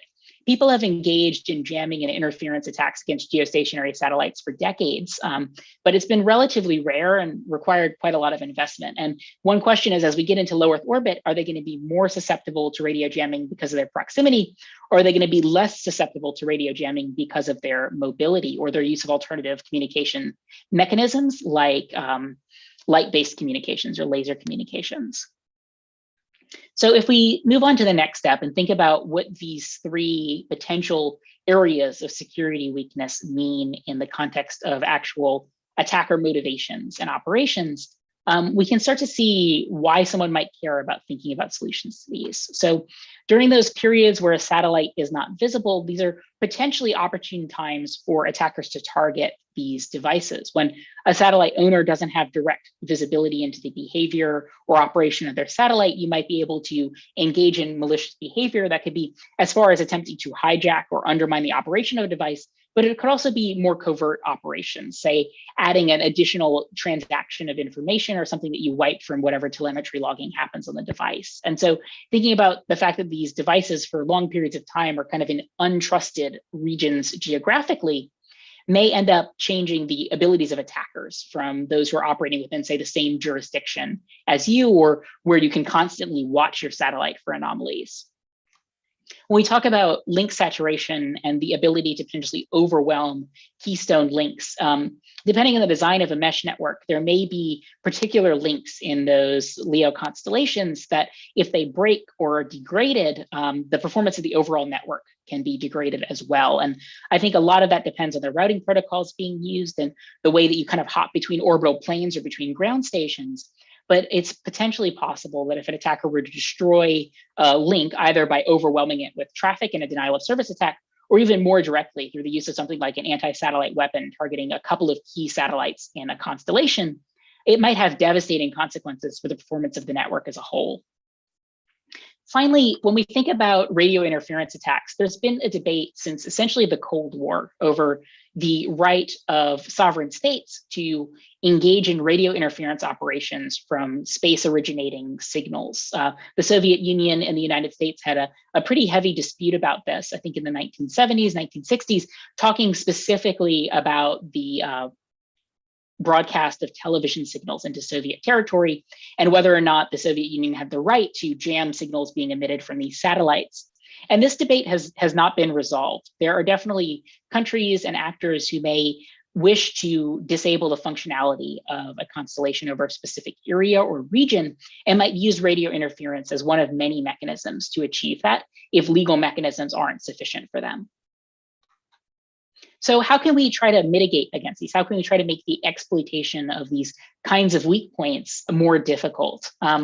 In the context of these periods where satellites are out of sight, when they're beyond the horizon, we might think about redesigning our permissions scheme and our understanding of permissions. For most computing systems, they're very immobile, and their permissions are the same regardless of like which rack in the server room they're located on.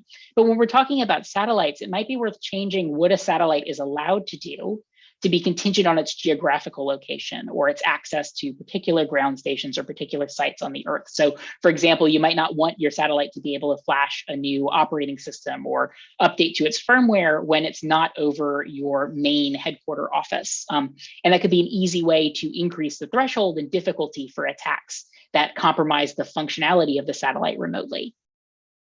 When we think about these routing topics, there's already been really good discussion of this, but I think there's a lot of room for research on how we design resilient inter-satellite links, and not just resilient to kind of the physics problems we always deal with in space around like kind of bad luck and failure of systems, but resilient to an intelligent adversary who's designing their traffic to overwhelm key links, or who is designing their missile attack patterns or whatever to take out critical links, and how we might have redundancy in our network designs that takes into account the possibility of malicious actors. Finally, when we think about radio interference, there are all kinds of technical topics that we could look at here in terms of how to deal with it, like frequency hopping and so forth. But I think there's also this policy conversation that's been going on and hasn't been resolved. Satellites are global infrastructure. They're, especially when we're talking about low Earth orbiting systems, they pass across the whole world, and it's very difficult to come up with a realm in which we can decide what responsible behavior is in space without laying out some ground rules for how states and non-state actors are supposed to engage with these systems and how they're supposed to treat the infrastructure of other people when it's overflying their territory. And I think this is a debate that needs to be resolved as much in the policymaking community about like who's responsible for dealing with radio interference from within their territory, what the diplomatic repercussions should be for jamming attacks against satellite infrastructure, as they should be on a technical level about how we design resilient infrastructure, because solutions will probably require both. So that's been kind of a whirlwind of different ideas and topics, and hopefully it's gotten your wheels spinning about kind of where you can apply your own expertise in low Earth orbiting networks and thinking about security. But there are a couple of kind of takeaways that I've had from thinking through these topics. And the first is that when we're dealing with space cybersecurity as a topic, the physicality of space systems is really, really important. It's very easy to forget that space is such a weird environment for technology, but the way these systems are designed is in this dance with one of the most hostile environments imaginable, outer space. And the way we design these systems in response to these physical dynamics is what creates the kind of unique security and threat models that impact them.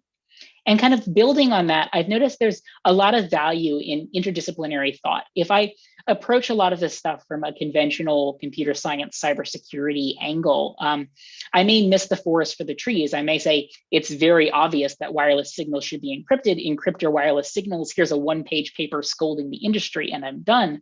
And I might miss very important factors here, like the interaction between long-distance latency communications, performance-enhancing proxies, and VPNs. And when I kind of take a step back and kind of listen to some of the other voices in the industry, a lot of the people who've worked on space systems, there's a lot of value in incorporating aerospace engineering and astrophysical and even policy perspectives into understanding this. Space is a political environment, it's a physical environment as much as it's a technical environment.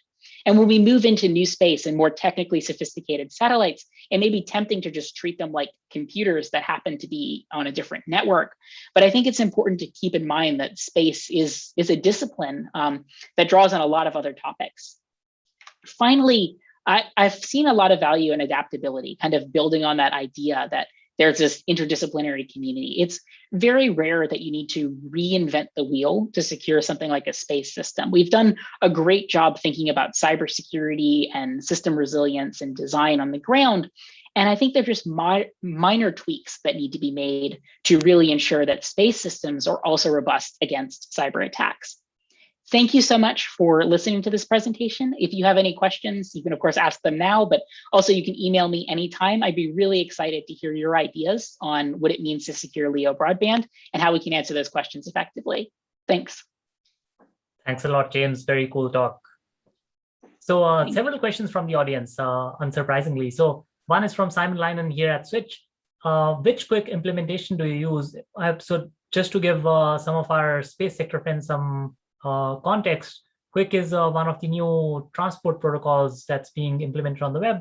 The question is specifically about modularity in Quick. So it allows you to swap in and out the congestion control algorithm that's used, the rate control algorithm.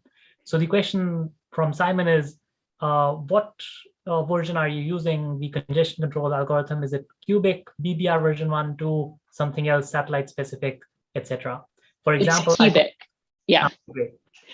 Yeah, so you can check it out on the GitHub. Right now it uses the, I think it's Lucas Clemente's Quick Go library, which has cubic as the congestion control under the hood.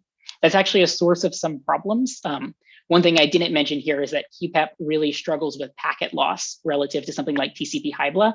And I think there's room for improvement in especially like lossy and troublesome networks. Yeah, that seems like an easy opportunity for you to get another 10 seconds out of that plot. Yeah. So, another question from Curtis Heimel at UW, University of Washington, is about the jamming attack that you mentioned. But the question is, but when you jam a satellite connection, don't you just jam the ground station? So what difference does it make if the satellite is in GEO versus LEO? So you can jam the ground station, although there's some advantages to that. If you're closer to the ground stations, your jammer can do a lot more. There's some disadvantages to that. If the ground station is located in a different country, you may have a much harder time jamming it. People do jam GEO satellites. It's often something that you'll see as much as a signal hijacking attack. So people try to broadcast like stronger signals over some of the more simple television satellites to like share propaganda messages and stuff. And as those satellites become closer, the equipment that you need to do that and the amount of power you need to do that gets a bit cheaper. All right, thanks. Another question from Nishant Sastry is, he's appreciating that this was quite a masterclass in some of the security problems. Thanks. Can you give a bit more detail about the dish receiver and the PCI kit that you're using to listen to the GEO transmissions? And would a similar approach work on LEO or not, given the mobility? Yeah, so the specific parts, if you're curious, if you check out like my Google Scholar, there's a paper I wrote called A Tale of Sea and Sky that was published at IEEE S&P last year. And it includes like the very specific parts that we purchased. It's just a standard PCIe tuner card for DVB-S interpretation, but it's a kind of higher end model that can deal with generic streams. I think that the dish is uninteresting. It's like any other satellite dish that you could get. In fact, it's probably worse than a lot of satellite dishes you just find like rusting on a roof somewhere because of the flat panel design. In terms of the second part of that question, I think that LEO would be more difficult because of the mobility, but it really depends on the operation of these LEO networks. I've seen some interesting stuff about like intercepting iridium traffic, for example, but I haven't delved very deep into that. I think like a tracking motor, for example, might be required for certain LEO constellations, and that's not needed in GEO because of the way the signals are designed. All right, cool. So another question from Curtis. How much of the lack of encryption do you think is just legacy systems being insecure versus the desire to use PEPs? It's a bit of both. I think that so there's definitely a problem. A lot of these systems would have been fine if people, for example, used IMAP secure with encryption instead of regular old IMAP for sending their emails. So then I wouldn't have been able to read the emails, and that would have happened a layer above with the PEP handles.